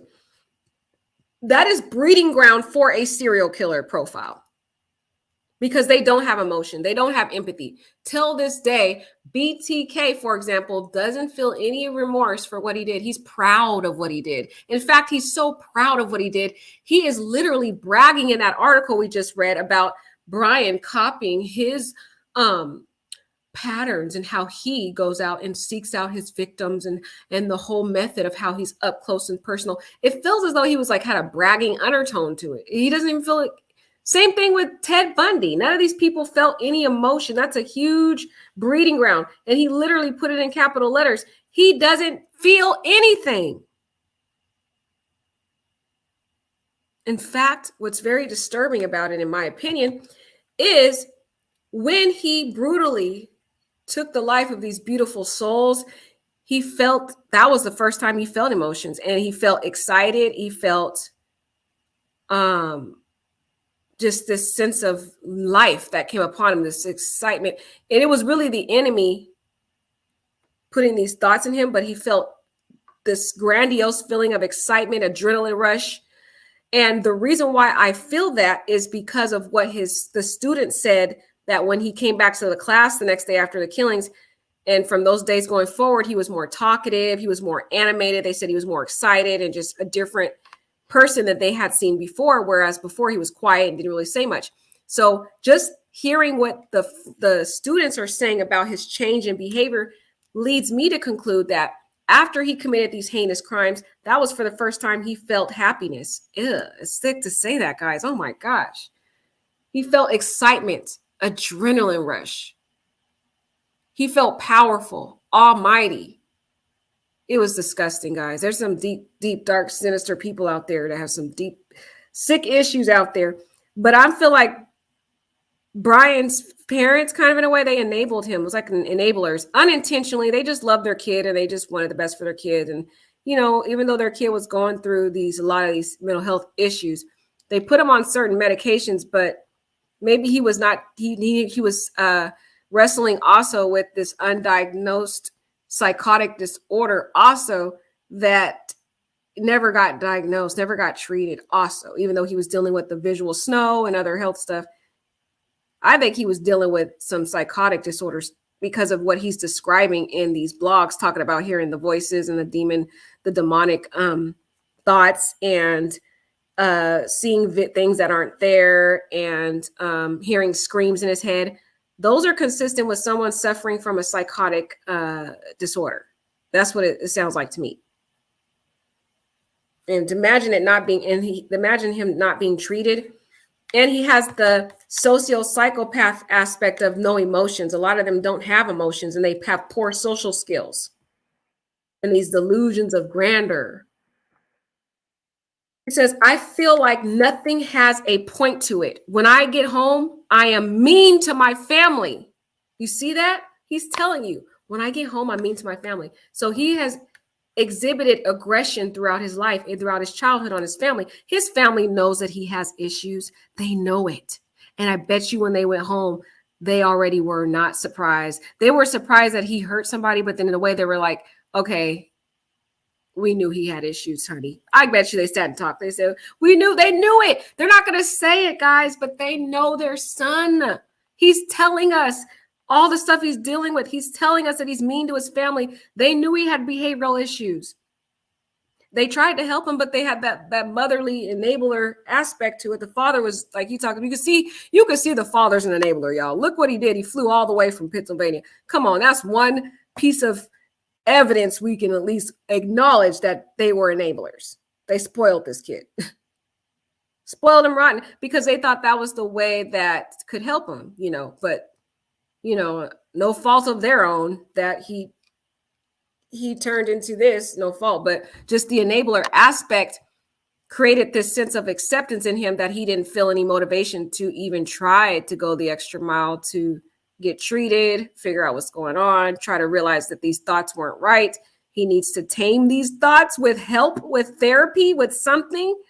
But because he was always coddled, and I bet when he was mean to his family, they overlooked it all the time. And when you overlook bad destructive behavior, all it does is breed more bad destructive behavior, and it creates an environment of enabling that person to keep becoming worse and worse and worse, to the point where they manifest into this uncontrollable demon, as you can see. And now they're out stabbing 4 innocent victims at 4:00 in the morning, leading to this tragedy, guys, in my opinion. Okay. So the fact that he's acknowledging, I'm mean to my family, they already knew something was up. The sisters, everybody knew. This started when VS did. He's saying it started when the virtual snow did. So when he got that virtual snow condition, his life went spiraling downhill. And that's when he started experiencing all of these different mental health disorders. So I feel there was a lot going on, more than just the virtual snow that he was dealing with. I felt no emotions, along with the depersonalization. See, that's how he coped with it, is like when he got the virtual snow, then he started becoming cold and callous and feeling depersonalization. He was it was like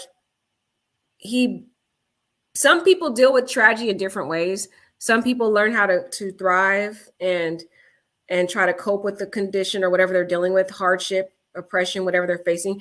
Other people spiral downhill into a dark, cold, sinister place. And it seems that's where Bryan went.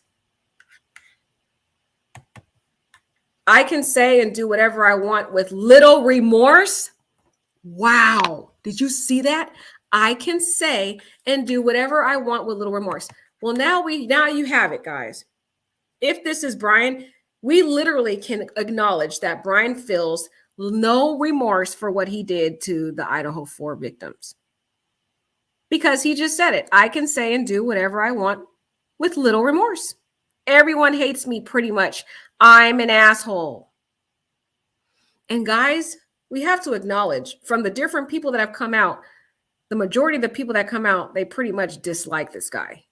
Most of his classmates despise him. People that were his friends in high school stopped being his friends because he was a bully to him. One parent talked about he was a bully to her children and tried to punch out her window. One girl said she thought he was creepy and left the date. People at the bar said he was creepy. It was so bad they had to write a note saying, this guy makes creepy comments to women or whatever. And the bar owner had to go and tell him, hey, dude, are we going to behave tonight or whatever? So, I mean, I'm thinking it's him. Like, the stuff that he's saying in this is consistent with what he is now. Everyone hates him pretty much. They do think he's an asshole. Most of them do. That's what they're telling us in all these articles. All these people that claim to know him are alleging that he was creepy and an a-hole and a bully to them, and especially the men. And they were saying how he talked down to them because it was like he felt that when he beat down these men's intelligence, it made him feel like he himself was intelligent, because in reality, he felt like he was not smart. And all of the other stuff he was dealing with, it wasn't just his intelligence that he was dealing with. He was overcompensating for a lot of stuff. Leave anxiety out in the cold.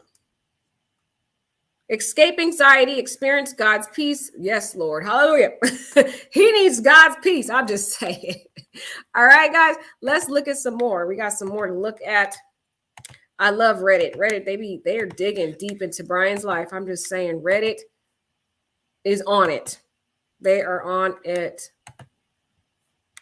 Okay, let's see if we can find another one of these posts here. Okay, this post was written October 29th, 2010. He would have been 16 years old. Let me go ahead and make it a little larger.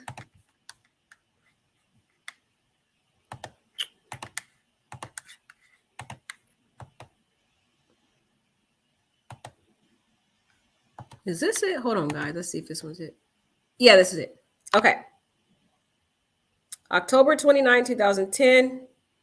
He says, I have felt, let me see if y'all can see that. Okay, you guys can, kind of. I have felt disconnected from reality. I feel all the time that I am living in my own reality. Very detached and disconnected with the real world, basically. It seems as if my brain chemistry is altered from this. You see that? He's literally telling you guys that he was dealing with a mental disorder. He felt it. His brain chemistry is altered from this. And a lot of the serial killers end up having brain disorders, or sometimes their head or mental disorders, or they were dropped on their head or something going on. And he's telling you he feels something's not right with his brain chemistry. Even though I am certain it's not. It seems as if my brain chemistry is altered from this, even though I'm certain it's not. And that's that delusion of him trying to deny the reality that there is something going on wrong with his thought process. At first, I felt very uninterested in the things I usually liked to do. But then I changed to the point I saw no reason for anything, and everything became boring to me. Wow, that's a loss of interest in activities. Oh my gosh, this guy literally lived a depressed, dark life. Wow. So imagine while people are going out having fun, he's over here sick, thinking of sinister, sick thoughts, planning to find his victim who he's going to harm and study how to do. Oh my God, this is sick. I'm just sorry. I'm just thinking, guys, I started to think about how when he laid eyes on these victims and how he started planning it out in August and was stalking their house. It starts to really be sick as you think about it, because you're like, while other people, normal people, are out having fun, going to parties, he's over here planning who he's going to brutally harm. That is very sick mindset to be in, position to be in. Wow. Wow, wow, wow. This is disturbing. At first, I felt very uninterested in the things I usually like to do. But then it changed to the point I saw no reason for anything and everything became boring to me. I feel at times completely disconnected. That's like an empty hollow shell walking around. He looks like that too when he walked. I'm sorry guys, I keep going back to the graduation, but I've never seen nothing like it. I know when I went to my graduation, I was smiling ear to ear. You couldn't get me to frown. I was too happy. But the way he looked at that man when he picked up the diploma, it was like disconnected, completely disconnected. And he said, and as if I can't live like a normal person. Wow. If he gets convicted, they need to study these posts here because it literally can give you the map for the mindset of someone who eventually, has these dark, decrepit thoughts that can develop into a serial killer. Because the stuff that he's saying is very disturbing. And had people known the signs and symptoms, which he's literally telling us what they are, if you know your kid's thinking these thoughts the way he's thinking, it's like you can try to intervene and get that kid help immediately. Like it shouldn't.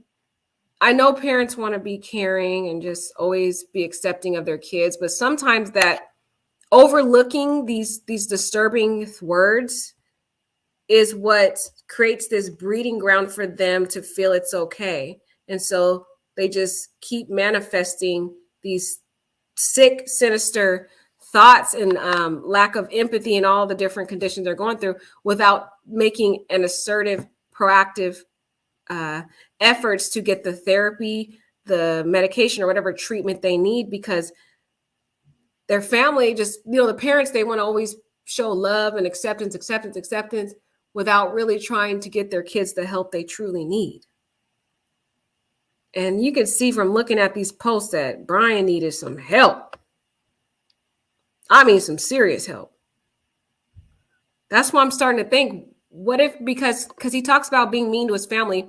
So I'm pretty sure the sisters saw the behavioral issues he had, which in my opinion might have led to that older sister feeling inspired to want to be into mental health therapy because she wanted to be able to find how she could help her brother. That's what I'm thinking.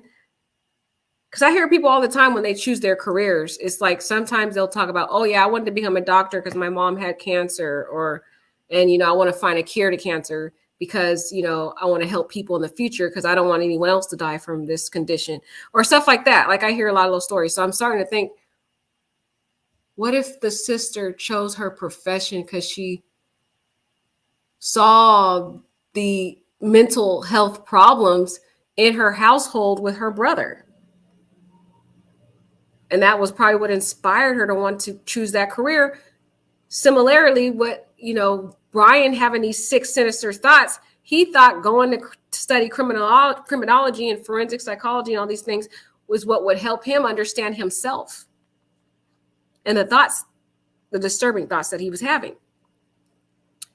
When I think about my future, I think about how I will barely remember my mother and father because I have an altered memory and also have been unable to think of them due to the 10 things I think about nonstop.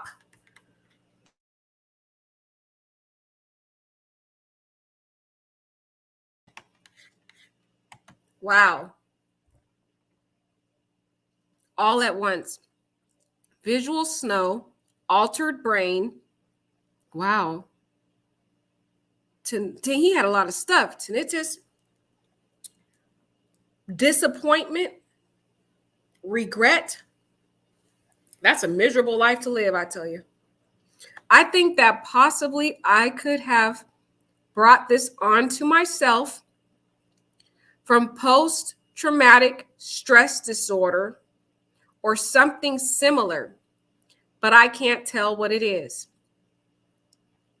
I had 2 medicines mixed. See, this is a problem too. He had 2 medicines mixed. Wow, Deval Pro X and Topramate. What the heck? Topramate. Topramate with 16 extra strength Munex pills and felt like this could have altered my brain. Wow, all these different mixed pills together would have caused a lot of mental issues. Plus, at that time, he was taking heroin. No wonder his brain was messed up. Mucinex, Valparex, dang, all that stuff with 16 extra strength have felt like this could have altered my brain. Exactly, it sure did. I wonder how the doctor was letting him take all that stuff. And did they know he was taking heroin allegedly? Because that's a lot of mixing all these different drugs together. It would have definitely caused some problems with him. But I remember how it was before, and remember that I felt like it before. It's all real bull BS. If I have any chemistry change, I have this detox program that can fix it. Wow, a detox program? And that other guy talked about how Bryan was in and out of rehab. So imagine him mixing all these medicines. Let me see what these medicines are for. Deval. Is it Deval Pro X? Let's see what Deval Pro X is. This is says Deval Pro X is medication used to treat seizure disorders, mental mood conditions. Oh my gosh, guys. Such as manic phase of bipolar disorder and to prevent headaches. It treats bipolar. So he did have a psychotic disorder and they did identify what it was. And it looks like it was bipolar because we listed all of them. We talked about the different various ones. And in that list, there's schizophrenia, bipolar, dementia, delirium, major depressive disorder with psychotic features. And one of them is bipolar disorder. And I'm going to show y'all what I'm looking at because y'all probably like, what is she looking at?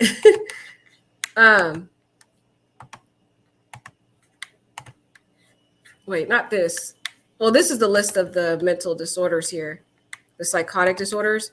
But he was taking one of those pills that he was taking was for, it treats people who have bipolar. Where is it?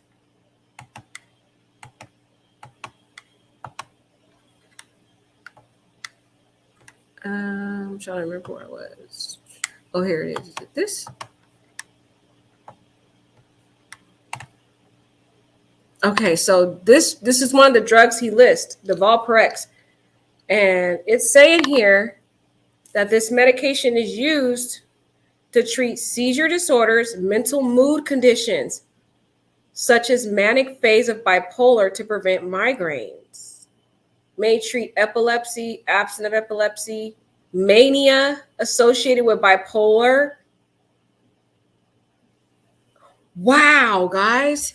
So what if he was already diagnosed to be bipolar and this was one of the medications they prescribed for him? Oh my gosh. Wow. That's crazy, guys. That's crazy. But imagine you're mixing all this stuff up. I wonder if he probably was going to different doctors. And let's see what we're gonna look up these other drugs too here. Topiramate? What the heck? I ain't never heard of these drugs. I'm not a doctor, y'all, so don't be judging me on my pronunciation or lack thereof. Oh my gosh.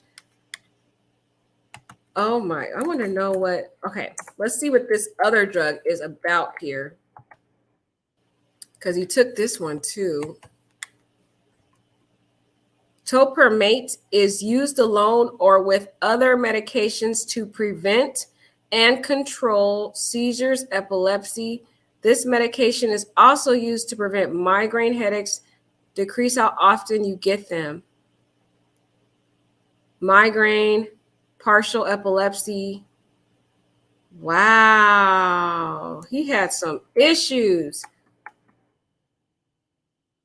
Oh my God, this kid was messed up for real. And on all these drugs, and then you go and mix that with heroin.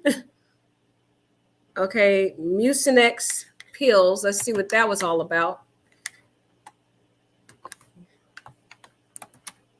If this is him, like this is really giving us a deeper, broader scope of how sick and a lot of issues Bryan had. I'm just saying, like he had some serious issues, y'all. This medication is used for temporary relief of coughs caused by common colds, bronchitis, and other breathing illnesses. For real? So did he have like cough issues and all that? They said 16 extra strength Mucinex pills. Felt like this could be altered by brain. Yeah, it definitely jacked up his brain. He had a heck of a lot of mental problems if he mixing all this stuff up. This product is usually not used for ongoing cough from smoking or long-term breathing problems such as bronchitis. Unless directed by your doctor. So cold symptoms. So was he having like bronchitis, breathing issues or whatnot? Wow. I'm kind of figuring out what I want to know what heroin does because I'm just trying to figure out what if you were to mix all this stuff together, y'all. I need some doctors in the chat or something.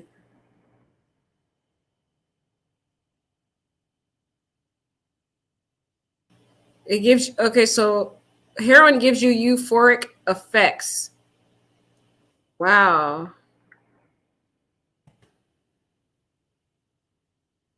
Pure heroin, white powder. What does it do?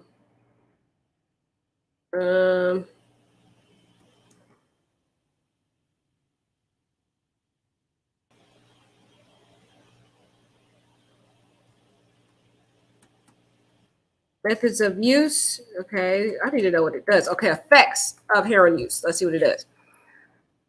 It's metabolized to morphine and often metabolites with blah, blah, blah. An introduction. It's a feeling, a surge of euphoria, the rush, accompanied by a warm flushing of the skin, a dry mouth, and heavy extremities. Following the initial euphoria, the user experiences an wakeful, drowsy state. Mental functioning becomes clouded due to the depression of the central nervous system. The short-term effects of abuse appear soon after single dose and disappear in a few hours. Often effects can include respiratory depression, constricted pupils, nausea. Effects of overdose can include blah, blah, blah, blah, blah. Okay, so it's like euphoria. It's like it.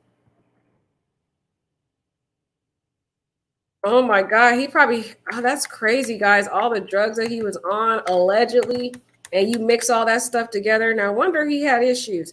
But I'm wondering that first drug that he allegedly was taking was for bipolar. So now I'm like, okay, maybe he was, who knows? He might have been diagnosed with bipolar. Maybe he was mania bipolar or something like that. That's interesting. But again, we don't know, guys. They're all allegations and speculation. So got to give you a disclaimer. All speculation and opinions and all that stuff. Anyway, it says, yeah, it could have altered his brain. He probably was messed up. But I remember how it was before and remember that I felt like it before. It's all real BS. If I have any chemistry change, I have this detox program. I can fix it.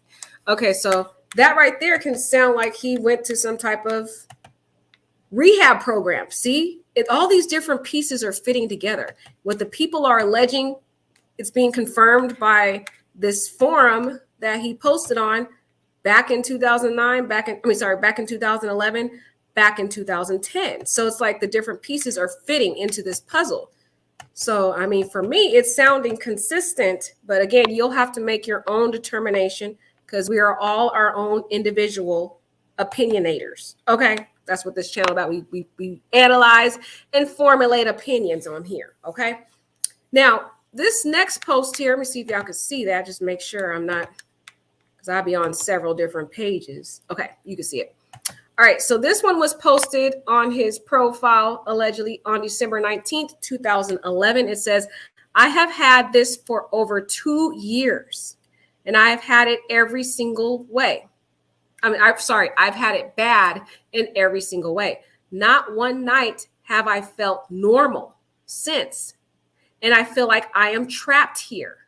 I have been able to block it out for a while now, but I realize what is wrong, and it suddenly becomes unbelievable. I am desensitized in every way now. People say these are supposed to be the years I enjoy and cherish. Well, I can't say I will cherish these days. Wow. It is just, man, it sounds like he was trapped in a very dark hole of hopelessness, depression due to his health condition with the visual snow, but he was also dealing with other issues. And on top of that, he was taking all these different drugs in combination. And I think these doctors really weren't, either they didn't know, maybe he was going to different doctors or something, and they didn't know what other drugs he was on. I mean, they're supposed to ask those type of questions, okay? They ask you what type of drugs you're on before they prescribe you something else. But it looked like they were mixing all these different drugs and giving him all these things. And I'm pretty sure that could have a very horrible effect on his health. My gosh, you know what I mean? That's pretty sad. Let's see what these people said. This person said, I had depersonalization due to anxiety when I was a teen, very young adult. Okay, so they're over here. I want to see, they had this, okay. They had this little timeline that they went over.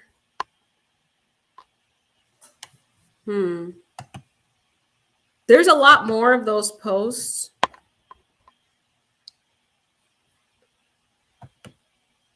But these are just the ones I thought were pertinent.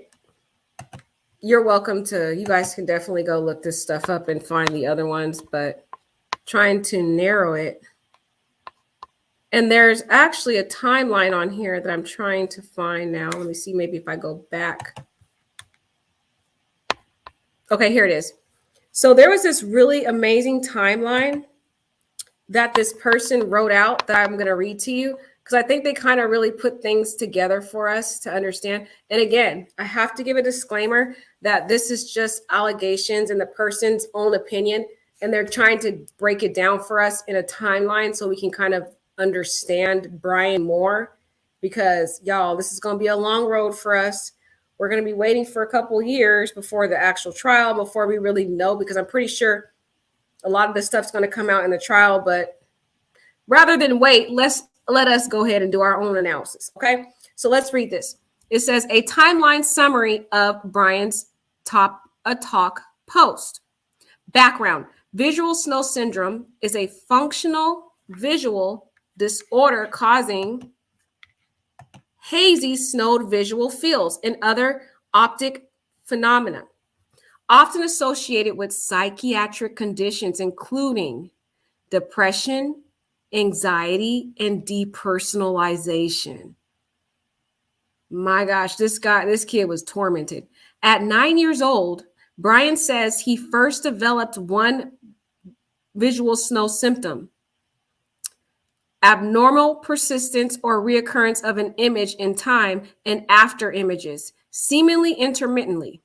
From 14 years old to 17 years old, he posts on his support forum.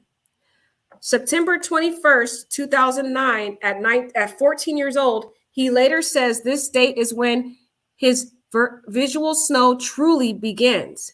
Described as one summer where he was on his PC most of the day and drinking a lot of coffee associated with worsening anxiety. He awoke with visual snow, which became chronic. And we do know that he drinks a lot of coffee, guys, even on the probable cause affidavit. That very day after he commits those heinous crimes, he goes home, comes back, waits 14 hours at the crime scene, then goes and gets coffee, and then all those other places. So he seems like he was drinking coffee even at the age of 14.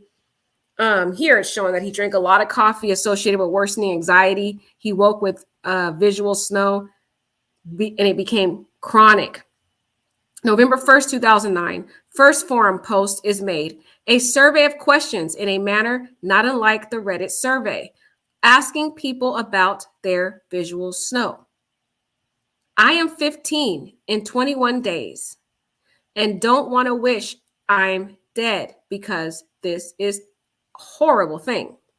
For almost 1 year, he stops posting, returns September 23rd, 2010 at 15 years old, venting that he can no longer remember anything recent or anything from childhood. He's been depressed, fixated on the visual snow symptoms, and feeling that his life is pointless. His posts are infrequent from September 2010 to March 2011. On April 2011, he explodes back onto the scene with his fateful post. I know the cause/cure of visual snow, about his visual toxin diet theory. See, because he started researching deep into this to find out how he can find his own cure. And he found that it was because of toxins in his diet. So he said, over time, he develops two main theories about visual snow that he repeatedly posts about. Visual snow, he says, is an inflammatory vascular disease because he gets head throbbing sensations. And number two, visual snow is caused and exacerbated by ingesting toxins. He became obsessive about diets as a treatment cure. Hence why, guys, he became an obsessive vegan. Remember, he was OCD about that? Now it's starting to make sense why. It was because he had this health condition and he researched it and he determined that it was, or he theorized that it was because of him ingesting toxins in his diet. So that's when he became obsessive about diets as treatment cures. He latched onto this idea that toxins from any external ingestion, but fungi and candida especially, cause these symptoms. See, in fungi and candida, what that's found in a lot of dairy and meat products and stuff like that. So it makes sense why he became an obsessive vegan. Wow, this is making sense to me. His advocating diets would cause much community drama for him over time, with some forum users lambasting him as a salesman or shill. There's a deleted post he made threatening to leave the community, and I think this played into it. This post continued for years after his departure from the forum. So it sounds like he even had social issues online with these people in this group who have the same condition as he did. He just seemed like he can't get along with anybody, period. He always lashing out and they having problems with people, even virtually. That's disturbing. This dietary obsession probably evolved into his veganism, and it makes sense, guys. All the puzzles are just fitting so smoothly because his aunts came out and they said how he had like an OCD. That's what they described it as. And even other people described it as, saying when he became vegan, he would make his parents and other people throw out pots and pans that had been previously cooked with meat. It became like this obsession until today. He's still this vegan. And now it makes sense where it stemmed from. His health condition with the visual snow and his theory that if he changed his diet and got rid of all the toxins and the fungi and stuff like that, he could heal himself. He remains quite active, and on May 12th, 2011, makes another long post of his psychiatric symptoms and worsening depersonalization. Wow, guys. This timeline right here, that this person drafted up, this would be phenomenal for them, for his defense team to give to the psychiatrists who analyze him, because he's going to be analyzed from both sides. There are going to be different psychiatrists that come in for the prosecution, different psychiatrists that come in for the defense to analyze this guy's psychiatric issues, right? Well, this timeline here, don't you think it's a pretty good timeline for the therapists to come and look at when they start diagnosing him? My gosh, whoever wrote this did a great job. But anyways, let's get back to it. They said he remains quite active, and on May 12th, 2011, makes another long post of his psychiatric symptoms and worsening depersonalization. On July 4th, 2011, he makes his darkest, longest, and most insightful post to date. A huge block of text describing his hopelessness, depersonalization, alienation. Nothing I do is enjoyable. I am blank. I have no opinion. I have no emotion. I have nothing. Can you relate? Don't you think these words are the breeding ground for a serial killer? Nothing I do is enjoyable. I am blank, a blank slate. I have no opinion. I have no emotion. I have nothing. Guys, that sounds like a breeding ground for a serial killer to me, because that's how they think. They have no emotion. They have no opinion. They feel like an empty, hollow shell. They don't care about anybody, not even themselves. And they feel all powerful and almighty when they do go out and exert these type of violent crimes. That's the only time they get a thrill in life. It's very sick and demonic. But just the words he's saying right here is very decrepit and disturbing. He goes dark after July 21st, then explodes back on December 19, 2011 with a post titled, "I simply don't want to live anymore." Its contents brief but dark. He posts for 3 more days, then goes dark again. 2 months later, on September 19th, 2012, at 17 years old, he announces he was leaving the forum via the post, "Come to terms with visual snow," writing, "I have just accepted my visual snow finally. I don't even feel the need to stay away from the forum. It doesn't scare me anymore. Anyone else come to terms? I feel like coming to terms could be a bad thing, though." Wow.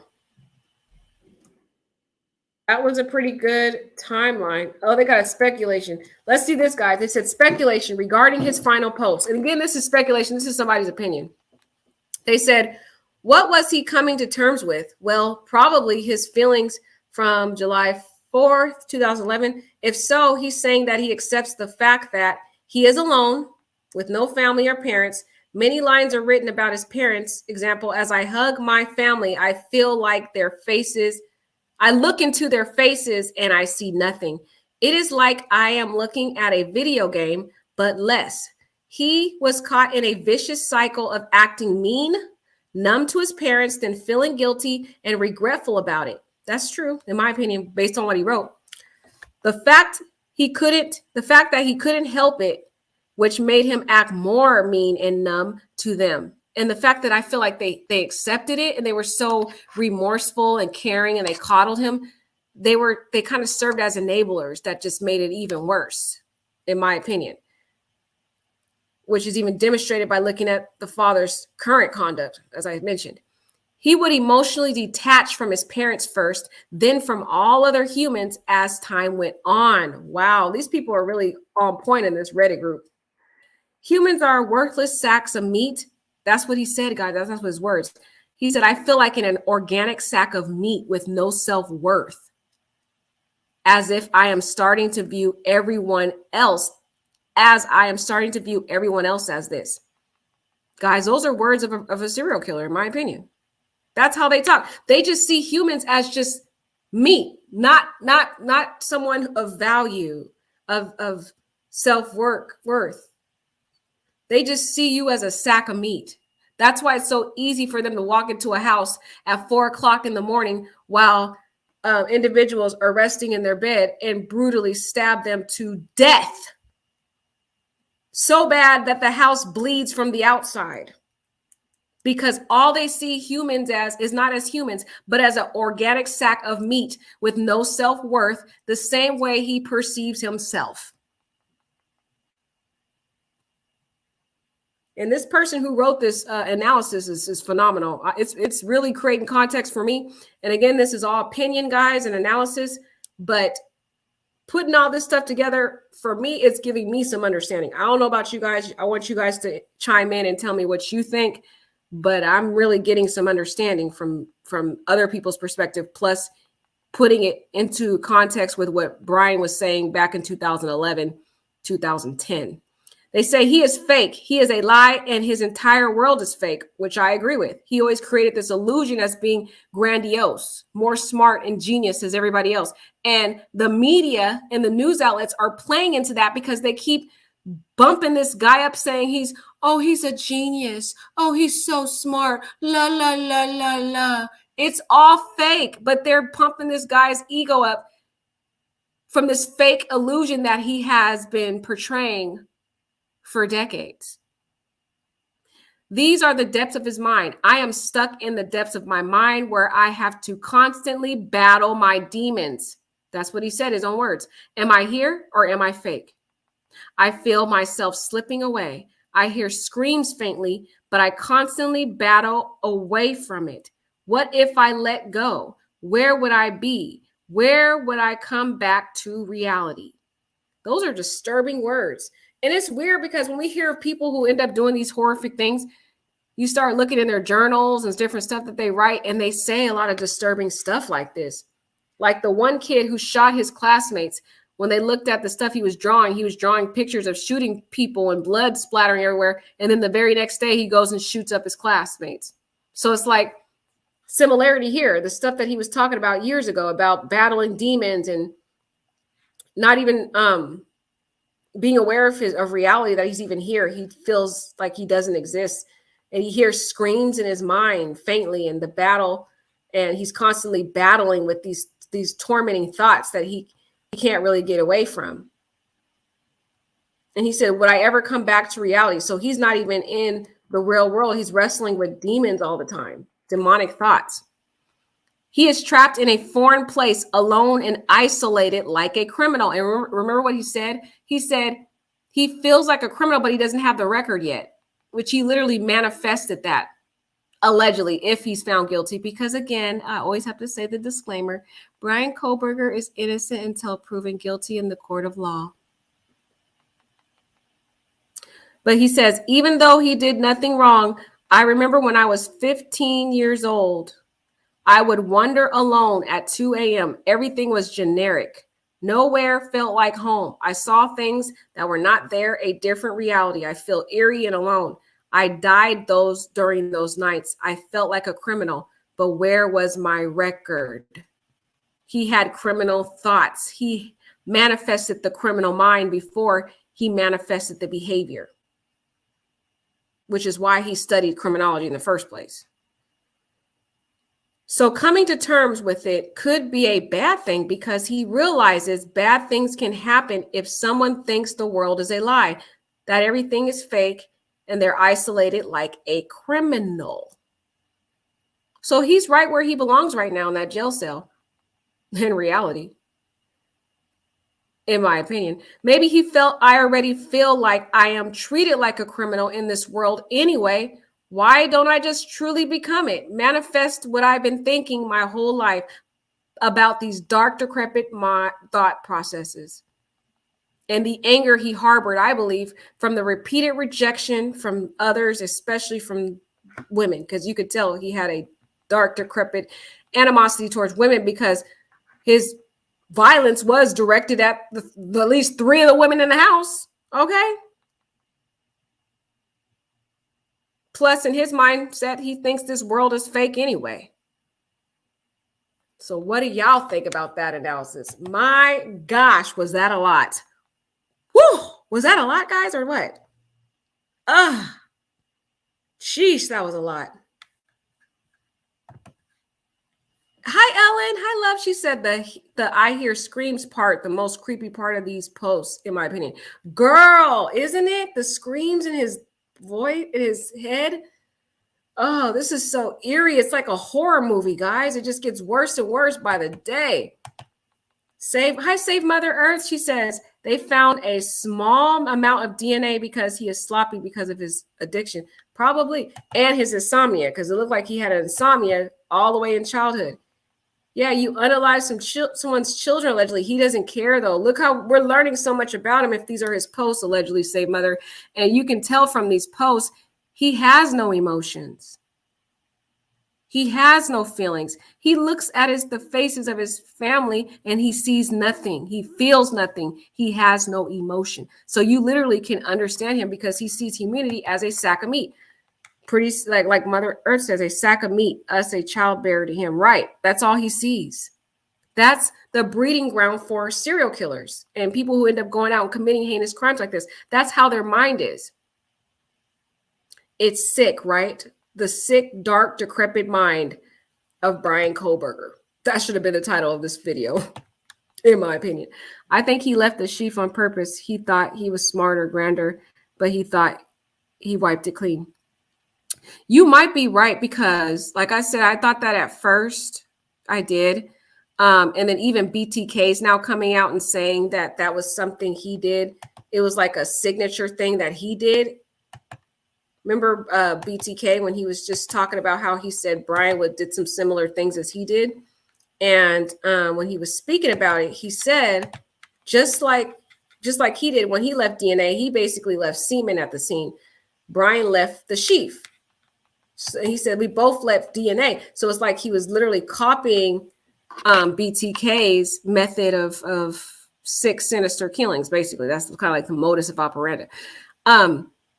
So who knows his reasoning, but maybe he did leave it on purpose, but tried to clean it off, because notice how it was so pristine except for that latch.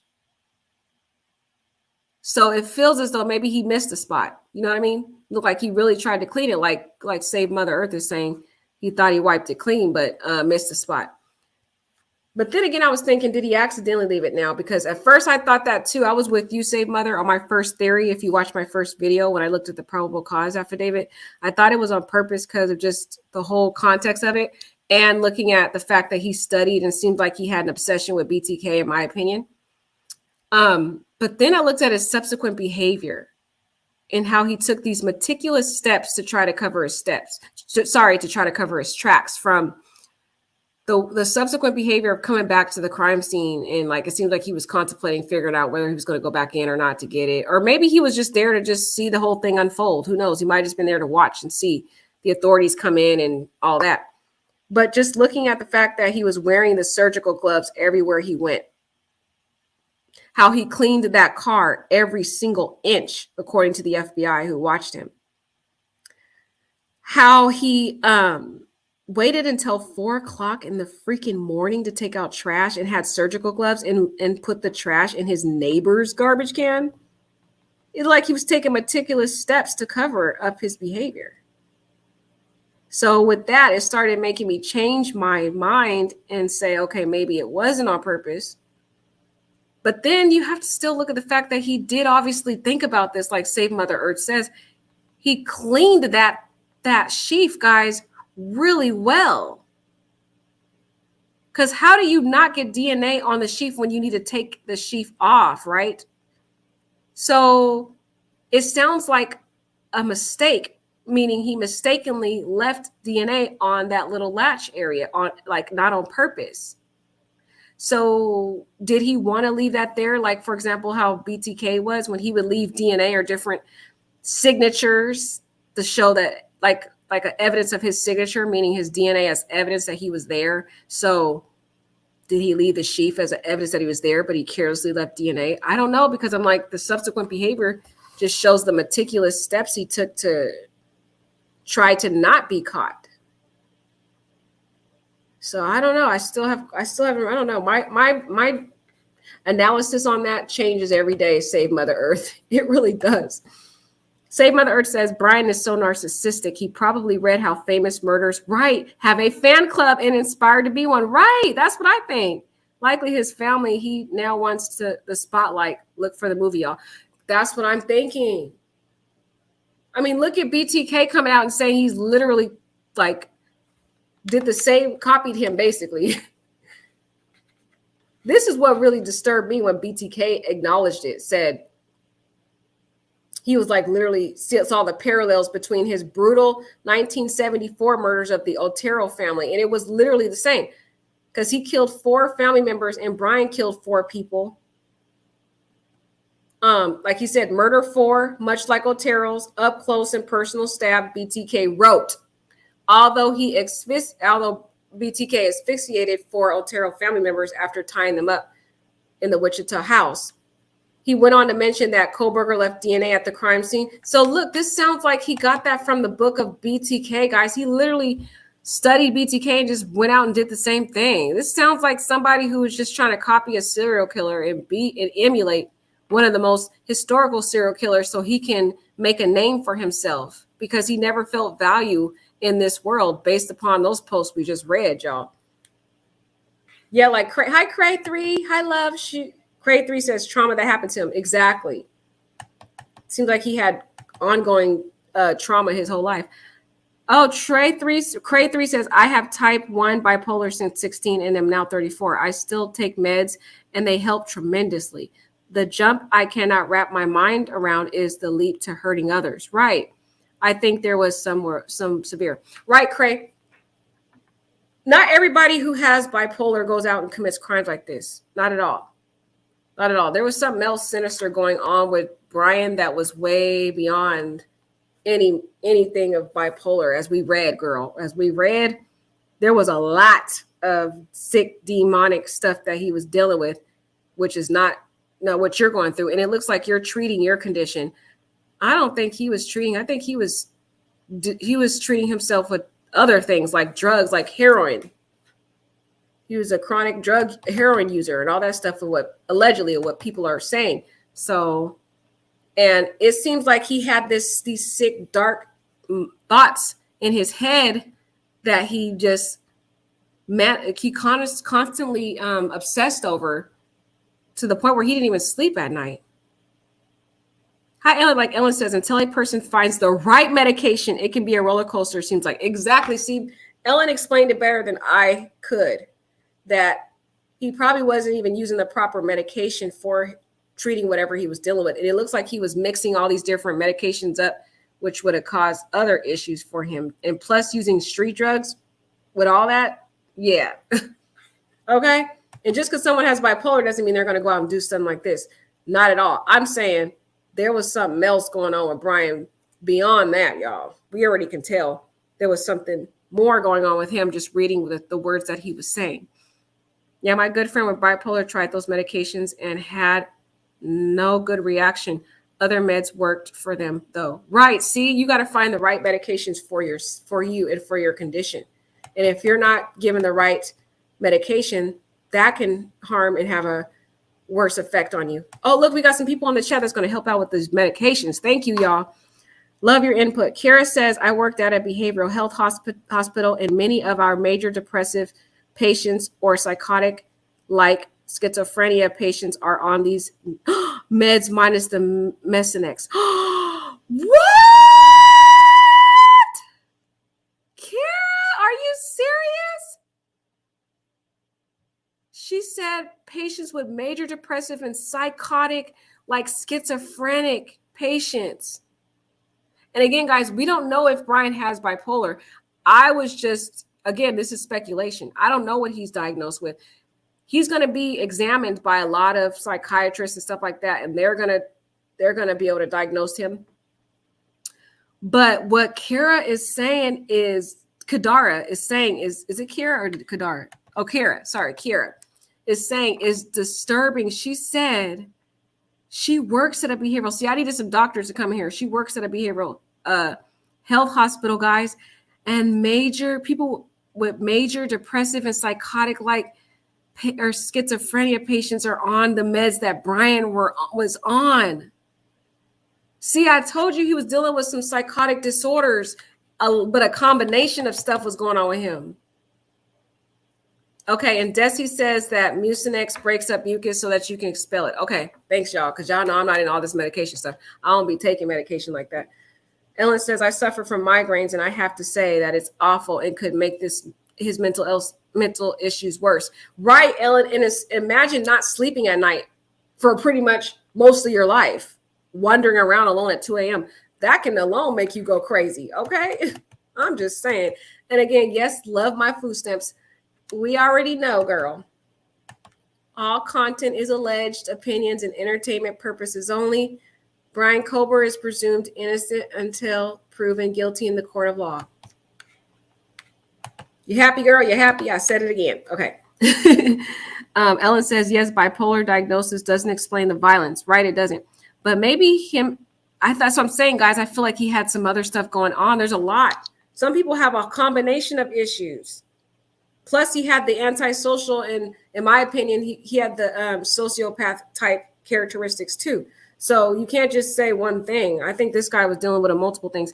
And again, we don't know if he had bipolar I'm just assuming, I'm like, well, that's one of the medications. But what Kiera is saying, guys, is that the combination of medication he had was consistent with people who had major depression and, psychiatric issues such as schizophrenic. It was a schizophrenic.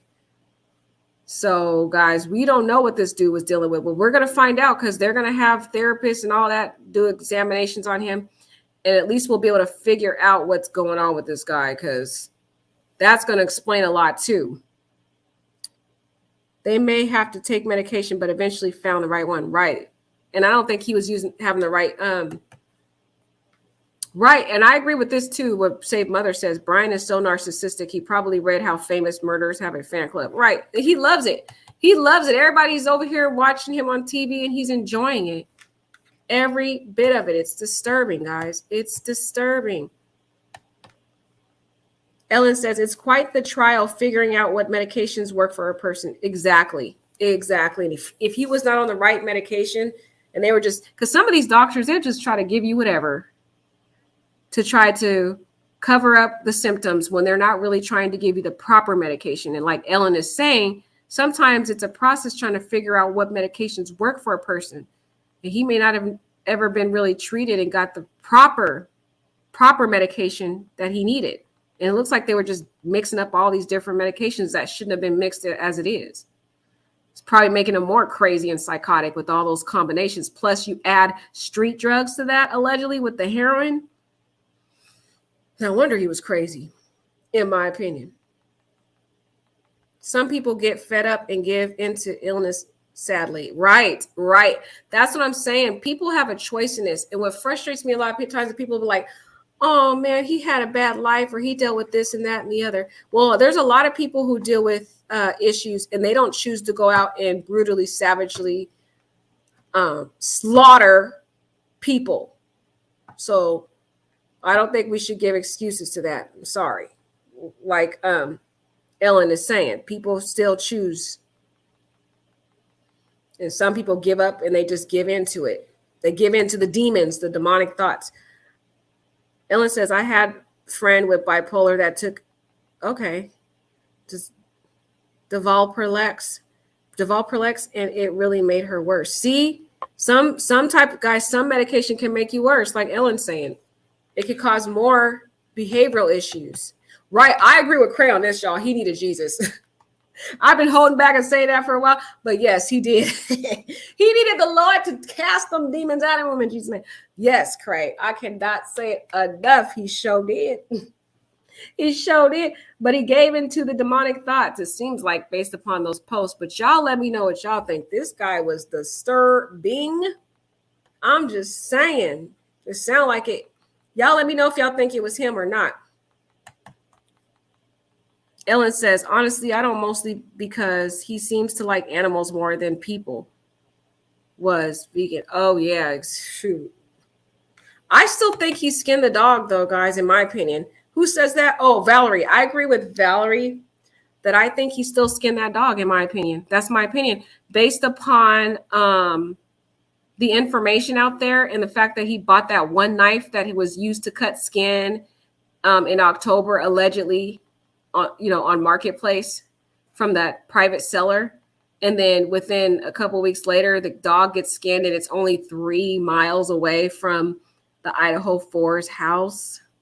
It felt like he was trying to practice. It does. Just because there's different vegans out there, guys. Some people aren't vegans because they care about animals. That's not every single vegan's mindset. Some vegans do it for health reasons. And that's why he became a vegan, not because he cared about animals. He became obsessed with his health is because he was trying to naturally heal his condition, which was the visual snow, allegedly.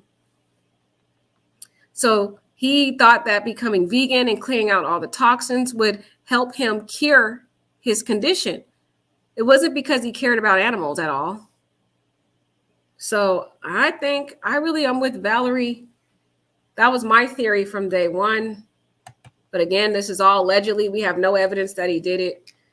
But I hope that the authorities will look into it. Oh, Paris says, hi, Paris, love you and bless your soul, sweet, sweet blessing. She said, I feel bad because I got mental issues. Oh, sweetie, but you are loved and you are welcomed here, sweetie. You are welcomed here and you'll get all the love and acceptance here. Okay. And you're different. You're not like Bryan, honey. You don't need to feel bad. See, evidence of how you're different is because you actually have feelings. You feel empathy. He mentioned he feels nothing. You're nothing compared to him, Paris. You're completely different. He was a whole different breed. He talks about in his post that he felt nothing. He had no emotions at all. And he didn't see people as anything but a sack of meat. That's not how you think, sweetie. So we, even though you're dealing with some things, we're all dealing with some things. You just let the Lord heal you, get some medication, whatever you need, girl, or and just get treated. But you don't need to feel bad. You do not, sweetie. You do not. You are nowhere near close to this psychopath that he was going through some stuff, y'all. I'm just saying. And I don't know. Valerie says, in my first opinion, this is not his first kill. See, I don't think it's his first kill. I think it's his first human kill, in my opinion. It's his first human kill. But I think he killed animals first, in my opinion. And this is just a theory. I have no evidence to back it up. But for some reason, I feel that dog tragedy is tied to him. I really feel that, in my opinion. And over here, we're the opinionators, so that we just have to talk about our different opinions over here. And that's one of my opinions. Y'all let me know what your opinion. I agree with Valerie's opinion on this, that she doesn't think it's the first kill. Definitely agree with you on that. I think it's the first human kill, though. I definitely do, because of all the mistakes he made. He made too many rookie moves. Even the shoe print. He left his shoe print in there. He made too many rookie moves. He didn't think about it. I mean, he thought about it. He did it. He did all the surveys and all that stuff, and he thought that he had. So that's the thing. He admits in these different forums that the post that he put in the Tapatalk, he says that he has this delusional grandeur, and sometimes he thinks he's smart when he's not, right? So because he has these illusions of grandeur and he thinks he's just this genius, that's what got him caught up, and he ended up making a bunch of rookie move mistakes. There's no way he killed a human before, because look at all the mistakes he made. He didn't even really, it seems like even though he planned it out, he didn't plan it out enough. Look at all the mistakes he made as it relates to the cell phone. You have your cell phone all the time when you're over here stalking your victims. And then the one time when you're going to go unalive them, that's the only time you turn your phone off. The only time. If that is not obvious to a juror, I don't know what is. Even after the crime, he turns it back on, and then come on. And then he turns it on when he goes back to the crime scene at 9 a.m. in the morning. That's just dumb. So that's what makes me think that this was his first human kill. And how he sped off, he just literally sped out of that place. That would have led to him being noticeable by authorities. They would have pulled him over for speeding. So again, that's another rookie move for him, speeding off, because it just made him more noticeable to police. And we already know he has issues with driving, because he was stopped multiple times based upon the probable cause affidavit. And even though my theory was that it was the FBI that manufactured those stops during the Indiana stops, if it wasn't, if the FBI didn't manufacture those stops, again, that's a demonstration of his bad driving. He just doesn't seem to drive well. So that's why I think it's his first human kill. But I think he started with animals first. That's my opinion. And it seems like a lot of these killers do. BTK did. He used to kill animals. Jeff Dahmer. And a lot of other ones too. You guys can list them in the chat, but there's a lot of other ones. Okay, so Ellen doesn't think he comes off as a schizophrenic, but maybe one of the others. Okay, so we'll have to keep looking into it. And again, these are all theories. We'll wait, because our answers should be clarified once these therapists go in, the psychiatrists and all of them examine them, because believe you me, they will. And they will diagnose him, and we'll figure that all out. But it's good for us to analyze it, because we're still waiting for all that information, which could be several months to several years. Save Mother Earth says, thinking about the avatar of Papa Rogers, look at the hat, a refined general. This is grandiosity. Yes, it is. It is. It is. And he admitted that that's an issue that he deals with. He admitted it in these posts that we just read. Let's go back to those posts. Let's see if we can find it. Where's that Reddit at? Where is... Oh, here it is, the timeline.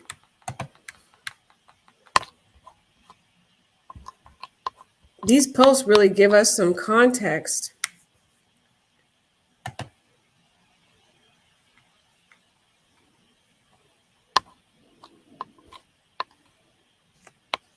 Oh, this coloring is weird.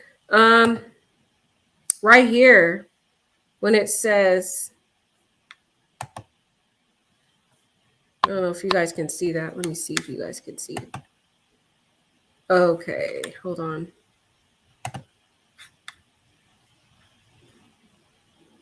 Right, like I agree with Save Mother Earth here, because he's saying he has delusions of grandeur. Let me put it on a bigger screen for y'all.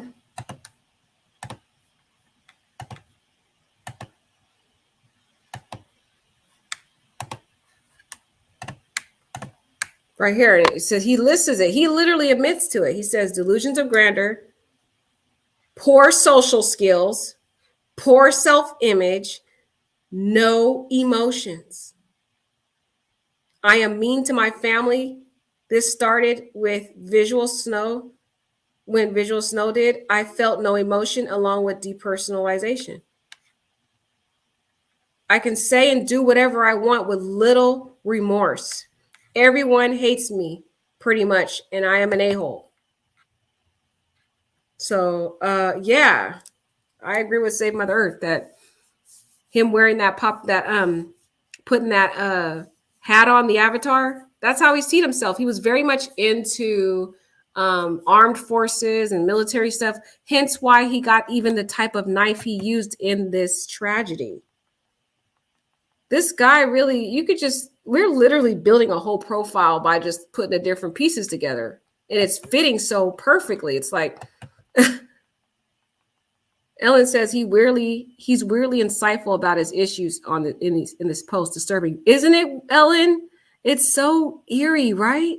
That he is aware of the issues. That's what makes it so kind of sinister. And it's like he really doesn't have a desire to fix any of it or address it. It's like he's just accepted it.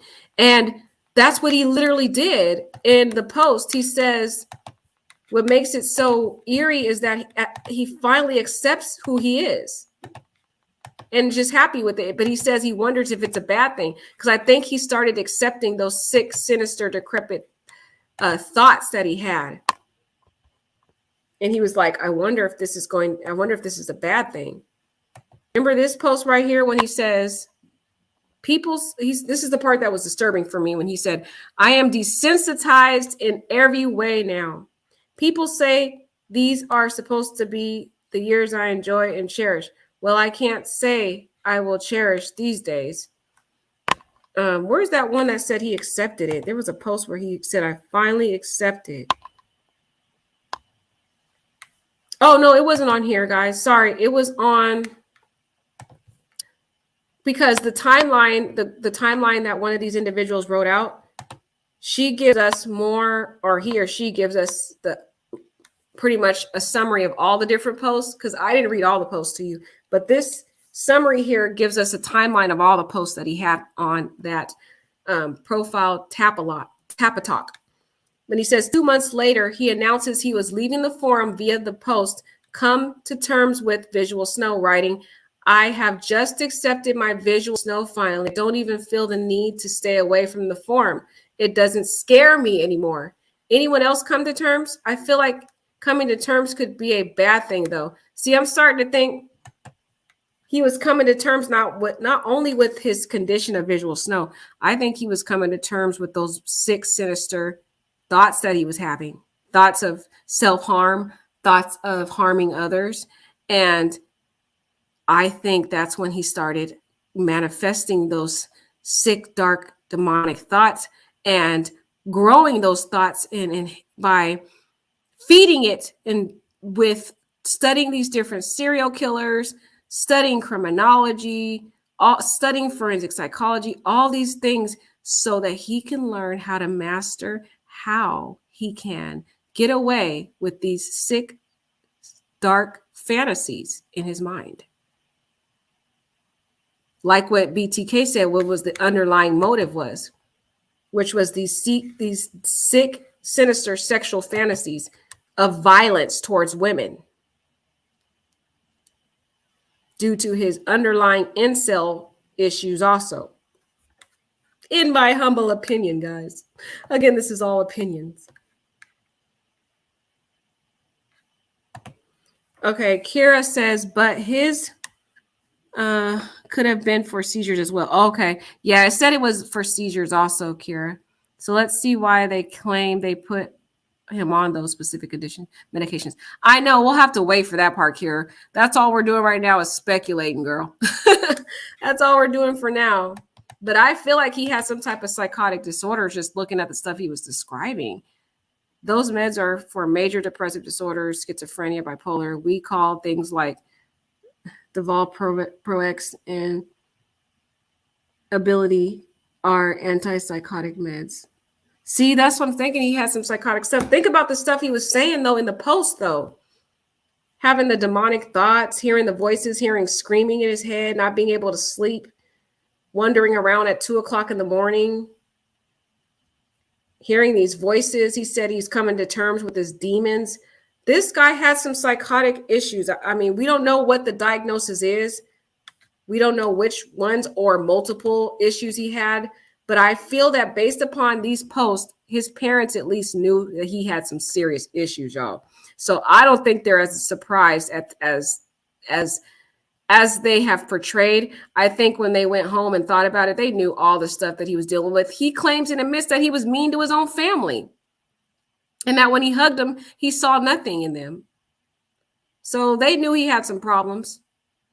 But again, I'm not saying this to say it's anyone's fault. It's not their fault at all. I'm just saying when they come to terms with it and they think about it, they'll start to see like, oh man, hindsight 2020, I do realize that my son had some issues that, maybe we should have looked more into.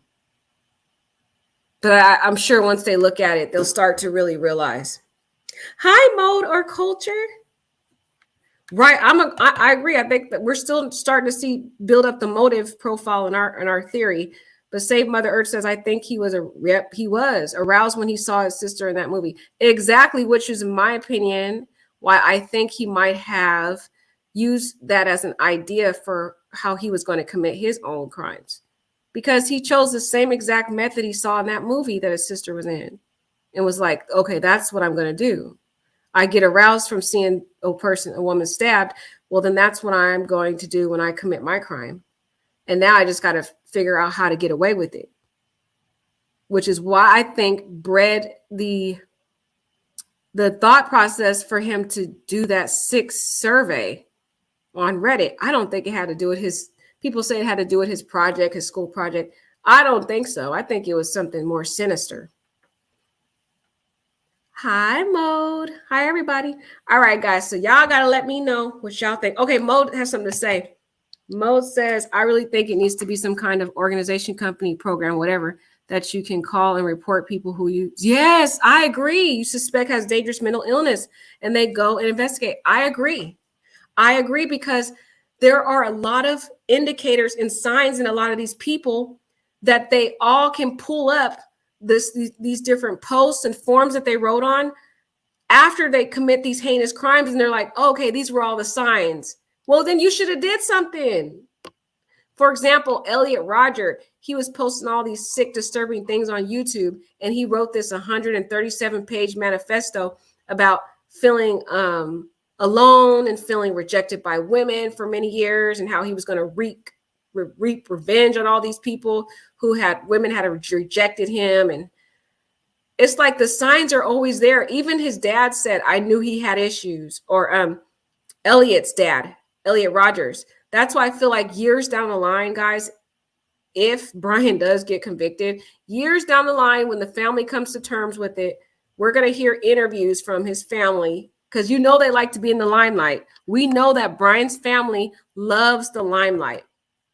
based upon always, for example, here, where Bryan's mother she posts in the newspaper an article about her opposition against the death penalty of Ted Bundy. It's like, okay, I get it that some people are opposed to the death penalty. I acknowledge that. But the fact that she kind of like took the extra step of trying to be all in the public about it and write a newspaper article and all that, it's like it shows her enabler aspect of, people like this. So what do you think Bryan's growing up seeing this, seeing his mom over here writing in an article defending this serial killer? It's like, it seems like that household has a lot of just like acceptance in the family. But I mean, in a way, you want to accept your kids, but sometimes it could be a breeding ground for enabling sick, sinister behavior in them when they don't have any form of discipline. That's why God talks about, don't spare your kid the rod. You got to give your kid some discipline, some guidance. And I really feel that Bryan's family didn't give him that discipline. I think he was coddled a lot. They probably even feared him a lot of ways because he said he was mean to his family. So I feel like when he would get really aggressive, they'd put him on those drugs to calm him down, because I feel like deep down they were afraid of him. I do. And that's just, these are all theories, guys. I have nothing to back it up, but I'm just telling you what I feel and what my opinion is. But it seems like his family does like the limelight. They like newspapers. I mean, the mom came out again when the Texas killings happened at that school, and she went back on another newspaper, y'all. And she talks about her daughter's poem, and she had it published in the newspaper. So it sounds like they like the limelight. So I'm predicting that if Bryan does get found guilty of this crime, and if he's put on death row or whatever, life term, we'll be seeing them guys on some Dateline show, or what are those other shows, 2020 or whatever, and they're going to be doing interviews, and they'll probably say something like, he did have some issues. He did have anger issues growing up and a lot of behavioral issues, and we had him on meds, but never did I think that my little boy Bryan would ever harm anyone else. I mean, I was scared that he was going to hurt himself, but I just didn't think he'd ever hurt anyone else. And what have we become? Is the taking of human life acceptable when the state takes responsibility for it? Mary Ann Kohberger. That's probably what she'll say. Yeah, I really predict it. They can't stay out of the limelight. So I just think we will, not right now, because they're trying to come to terms to what the heck is going on, and they're in denial. They're like, no way, Bryan couldn't have done this. I mean, I could have predicted him doing it to himself, but not to hurting somebody else. Oh my gosh, what do you think, honey? Oh Lord, they're in the house just going crazy. But after all these years have passed, and if Bryan gets found guilty beyond a reasonable doubt, we'll be seeing them guys doing interviews once they come to terms with the reality of it. And they'll be saying what I suspect they'll say is they saw the signs, but they just never thought he'd take it this far.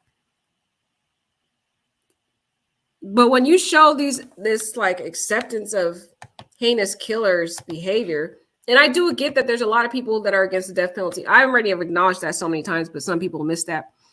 I'm just saying the fact that she took that extra step to have to go get it all announced in a newspaper and saying perhaps one of the saddest commentaries of mankind. This part right here, I think she went a little too far with her words. The most saddest commentaries of mankind was evident during the execution of Theodore Bundy. How about the most saddest commentaries of mankind was when Ted Bundy went into these houses and brutally murdered these women in the most heinous, horrific way. But she doesn't even acknowledge the victims in this. It's like she totally forgot this man's crimes and says one of the saddest commentaries in mankind.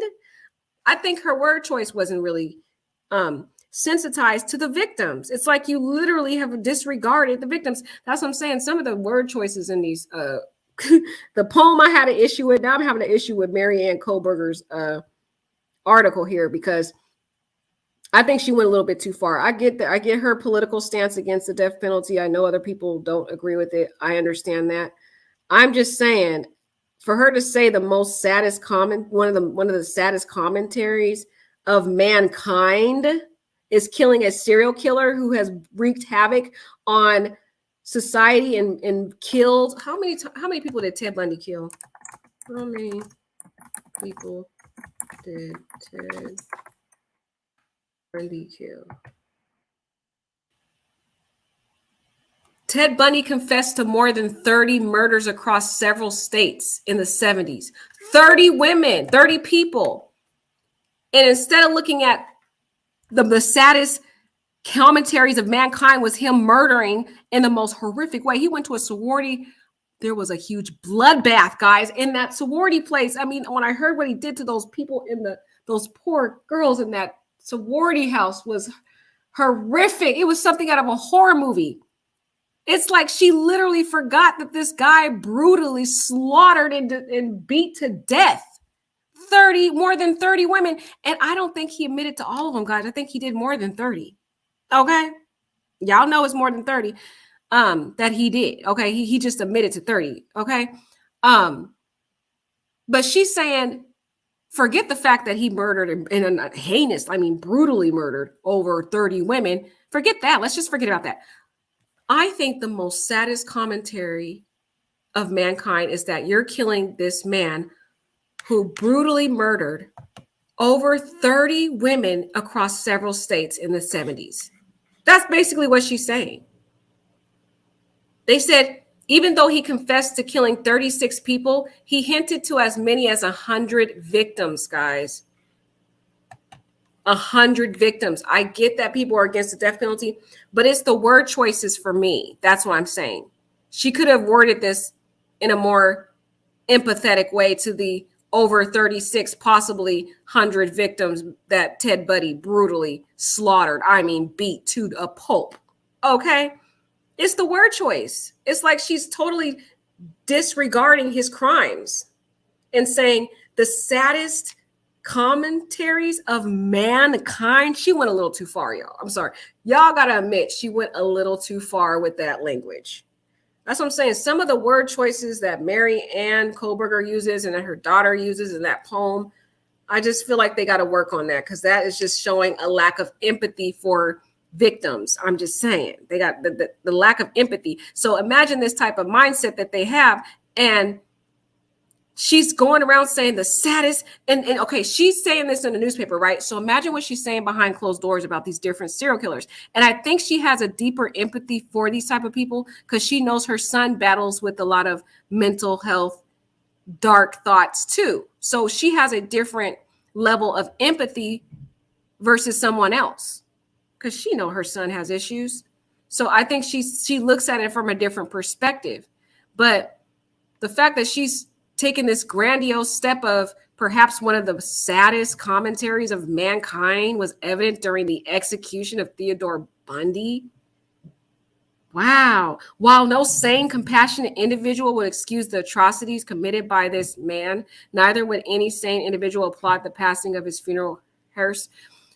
What have we become? No, okay, I get she's showing empathy right there, but the part where this first sentence I'm stuck on, I haven't even got past that sentence. She needs to change that first sentence because it's not the saddest commentaries of mankind that this man got executed. The saddest commentaries of mankind is the fact that he brutally, in the most heinous way, slaughtered over 36 women and possibly hinted at 100 victims that we don't even know about. That's the saddest part of mankind. And then we can reassess the political aspect of executions. But let's first talk about the victims. And that's the problem in our society. We always coddle and baby these criminals who commit these heinous crimes, which is why they keep doing it. We got all these people out here worshiping these killers, writing them love letters, sending them lingerie. They was throwing underwear at Ted Bundy, all this stuff. And so sick mental ill people out there see that and they want that attention because they've been alone all their life. And that's what Bryan dealt with. He dealt with being alone all of his life.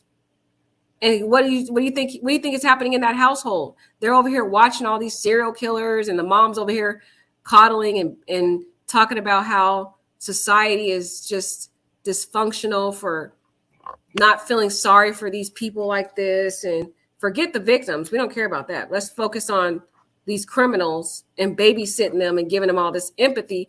And we keep we keep handling these type of sick people with baby gloves and kid gloves. And all it does is create an incentive for them to keep doing it. And they love doing it. And Bryan is eating every bit of this attention up. All you have to do is watch him. His hearing is going to be on Thursday. Go and watch this man's demeanor, and you will see he's eating up the camera attention. He loves every bit. He's just so, and the last hearing I saw, how he was so just smiling at his attorney and just, speaking so confidently in the courtroom, like, yes, Your Honor. Yes, Your Honor. I understand. I'm going to have the public defender. It's just, he's eating it all up. This is the best time of his life. And you think he's suffering in jail right now? No, he's not, because he's used to being alone. He just talked about it in his forum. And we can see that from different people that talk about him. He doesn't have many friends. So being alone in a cell is nothing new to him. That's how his whole life has been. So he's not really suffering in jail. He's used to being alone. It's the norm to him.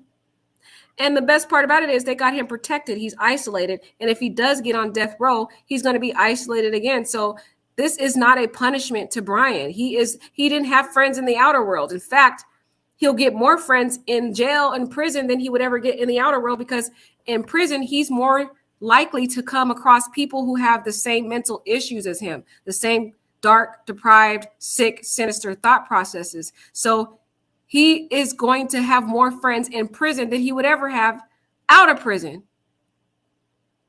Prison's where he belongs, in my opinion. He's not punished right now. He's not.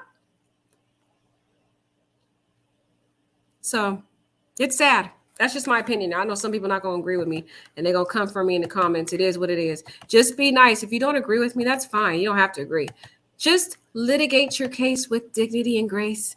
Opinionate with kindness and grace. Right. The Night Stalker. Exactly. The Night Stalker. Y'all heard about him. He was sick too. Yeah, what it is, she is PO'd about the execution. Is she knows she has the same thoughts, and that could be her. Right. It's okay about the execution. Like I said, I acknowledge that people have their own perspective about that, and not everybody agrees with executions. That's not the issue I have with her. It's just sometimes the words that they use, it seems like they disregard the victims. For example, the poem the sister used, I didn't really find that to be too sensitive to the victims. And then the fact that she's saying that his execution is the worst, tragedy of mankind, when this man has committed the worst tragedies of mankind by killing all these victims. It's just her word choices that I'm having an issue with. That's all I'm saying. I get what you're saying, though, Mode.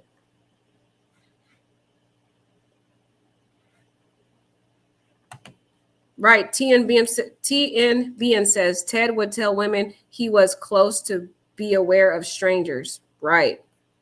Right. Oh, I love Ellen. What you got to say, Ellen? I just wonder what kind of intervention would deter a person from this outcome who has these issues. Clearly has to happen when folks are growing up. Right. They need medical intervention. They need therapists. They need to be put on the right medication, like Ellen, you were saying. Because sometimes parents want to deny the issues that they have. They're ashamed that their kids have behavioral issues. So they try to put them on these meds that may not be even the right meds. And they don't give them the therapy or the psychiatric treatment they need. They're ashamed of it. Society has taught us to be ashamed of people with mental health issues. So they try to deny it, and they don't get the kids the help they need. They need some serious psychiatric intervention, be put on meds. I mean, go talk to a psychiatrist. Okay. That's what I'm thinking, but it's just an opinion, Ellen. But I feel they can, if they get the right help they need. But sometimes these parents coddle these sick, sinister thoughts. I mean, think about Jeff Dahmer. His dad coddled this kid's thoughts. He would take him out in the shed or whatever and help him dissect animals, which is how he breeded this sick, sinister obsession with then starting to dissect human men and taking their organs out and then eating them and all that sick stuff. So, but it started with his childhood, and he talked about it in the documentary, how when his dad was talking about it, and he was telling his dad, well, you're the one that taught me how to dissect the animals and all that. It's like it started with his childhood. And sometimes these parents, they mean well, and it's not the parents' fault. They mean well because they just love their kids and they want to accept their kids. But sometimes they enable the conditions. They don't go and get their kids the help they need. In my humble opinion, y'all, in my humble opinion. Mode or culture says he should be donated or given to an experiment program. I agree, and he probably will. They're going to study him for years to come. They are going to. And now that if this forum turns out to be his, because it was associated with his email account. So if he had that same email account back when in his teen years, they're going to use all this these posts and all the other information plus the drugs he was on, all that stuff, to really study him. He's going to be in books, girl. He's going to be in all kinds of stuff. He's going to end up in the history books, and they're going to be studying him in criminology and crime classes, because there's a lot to learn from the mental issues that Bryan went through. Because if there was some intervention in his childhood, I believe he could have got help. I just think the parents were trying to do quick treatments. Sometimes parents, they just want to coddle their kids. They give them this everlasting acceptance instead of really trying to figure out the underlying issues that are going on with their children sometimes, until it gets out of control. And then later on, they look back and they're like, man, I knew he had issues, but I just never thought it would get this far. So they just realize, man, I should have done more. Basically, what they're saying is, that's what they're really saying. Ellen says she feels like schooling needs a total overhaul. I agree. I wish they had like adolescents talking groups. I agree with that. And social skills. Definitely agree with that. I definitely agree with that. Because even sometimes in school, the kids get bullied for their mental health conditions, which could breed even more anger and animosity, which could also lead to them bombing up their schools, shooting their classmates. I mean, we see that happen so many times with these kids who are misfits, who have mental health issues, who have antisocial issues, who get bullied in school, and they end up turning around and shooting up their classmates. So I agree with Ellen that we do need more talking groups and social skills, and so much of what kids need to learn to thrive is not even addressed or touched on. Right. And they need some psychiatric treatment. If you know your kids are dealing with some mental health issues, go have them see a psychiatrist. That's what I'm saying. See if they can get you on the right meds, the kids on the right meds that they need. Because I don't even think Bryan was on the right stuff. They just were mixing up all kinds of stuff. And then he was trying to self-medicate with heroin. So he was in all kinds of stuff that probably made him even more psychotic. He even acknowledged that in his post, that he felt mixing all these different drugs was making him even more, his brain more crazy. She said, we can really rely on parents to teach kids things. Wish school had more focus on social mental skills, health. Yeah, we can't really rely. Yeah, we can't. Because sometimes parents are enablers. No fault of parents. The love of a mother and a father is just, sometimes it could be hard for them to see that their kids really need help because they just want to love and accept their kids. And that's, no fault of the parents. That's why I said it's not a fault of the parents.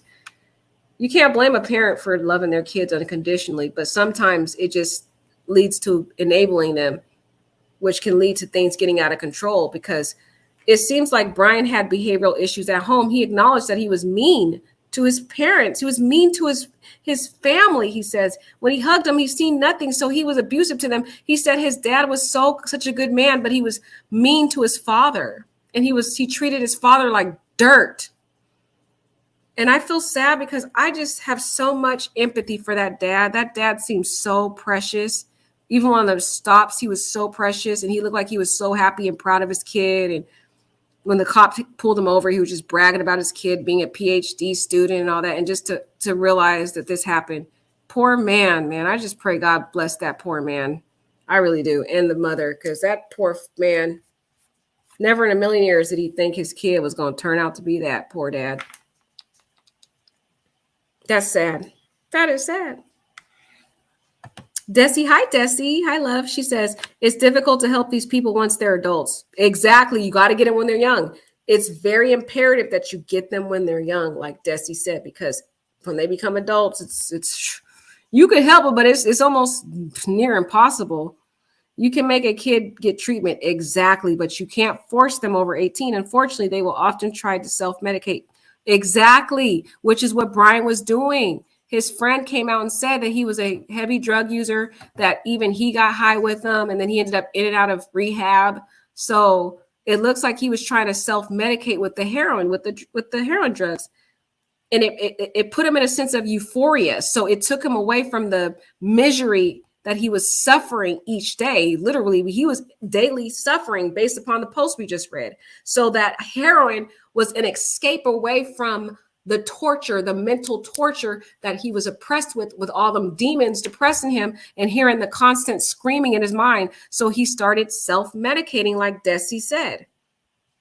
You got to get them. If you see your kid having these type of signs that Bryan is over here exhibiting, you got to get them in that psychiatry, get them some psychiatric treatment immediately. Okay. Immediately. Right. I heard about that, Jessica. Did you hear about that 6-year-old who shot his teacher recently intentionally? And I'm like, what parent lets your kid go out with a gun though? I did hear about that. That was crazy, y'all. A 6-year-old shot his teacher. Thank God the teacher's alive. And he's so young that they don't even have a statute on point for the criminal conduct that he did. So it's like he may not even get held accountable for it. Ellen says, like when school system says parents need to teach them, not all parents have these skills. Right. And kids still need to these education. Right. I think it's a combination though, Ellen. I think it's the parents still have a role. The Lord said, train your kids up in how they should go. Don't spare the rod. That means you have responsibility. But I think it should be combination. Like you said, it should be the parents. I think it's the school too. You got to have both components, because when the kids go to school, they get bullied at school. Like Bryan was getting bullied as a kid. So that makes it worse, because then that mental health condition they're dealing with turns dark and sinister, because they start to develop these sinister thoughts of revenge and anger and violence, and imagining them wreaking havoc and violence on the people that tormented them. So it's like the school system does need to have a component of teaching these social skills, like what Ellen is saying. It's imperative. These schools are too passive in the schools, which is leading to a lot of kids being bullied, which is why we have a lot of these violent people turning out being violent, because they get tortured as kids also. And one of the issues we saw with Bryan is he was bullied as a kid. So, and I'm sorry, I'm just going to be real. I'm not having any empathy for Bryan at all, because he didn't have any empathy for those Idaho 4. So if you over here want me to have empathy for Bryan, it's not going to happen over here. Sorry. But I just feel like I want us to understand his background so we can get a whole context to this sick guy's mind to figure out why he did this. You know what I mean? But for me, I don't feel empathy for him. I'm sorry. You're not getting it from me, because you have a choice in this world. All of us go through issues, okay? We all have issues, but you can choose ye this day whom you will serve, okay? Will you serve those sinister, dark thoughts, or will you serve the right path in life, okay? And for me, that's God, but other people have their own decisions. But for me, that's God. But you have a choice. I don't care what anybody says. And he chose that to give into those dark, sinister thoughts, and he chose to manifest that. He literally spoke it into existence, because he said in his mind he was a criminal, yet he didn't have the record yet. So he was thinking very sinister criminal thoughts, even as a teenager. And he chose that path. So I'm sorry, I don't feel empathy for him, okay? We all deal with stuff in our life. I'm just saying. Yeah, we can prevent this from happening in future, but Bryan made his choice, and we don't need to feel ad for him now. Exactly, because I'm sorry, I had to emphasize that, Ellen. I'm sorry, because I was looking on the Reddit post, and there were people in the chat saying how they feel empathy for him and all this stuff. And I'm like, see, here we go again. This is why people keep doing this stuff, because we got people like that. Oh, I feel empathy for the man who brutally slaughtered all those 4 innocent victims. Poor baby. He had a rough life. Poor guy. That's why he killed them. It's okay for him to slaughter these poor innocent people. because he had a bad life. No, we need to stop doing that. That's the problem. That's why they keep doing it, because they want you to feel sorry for them. Sorry, guys. Let me go. Let me get off this before I start going off on a tangent. Let me know what y'all think. Have a lovely night. Toodaloo. Like, comment, and comment. Love you all so much.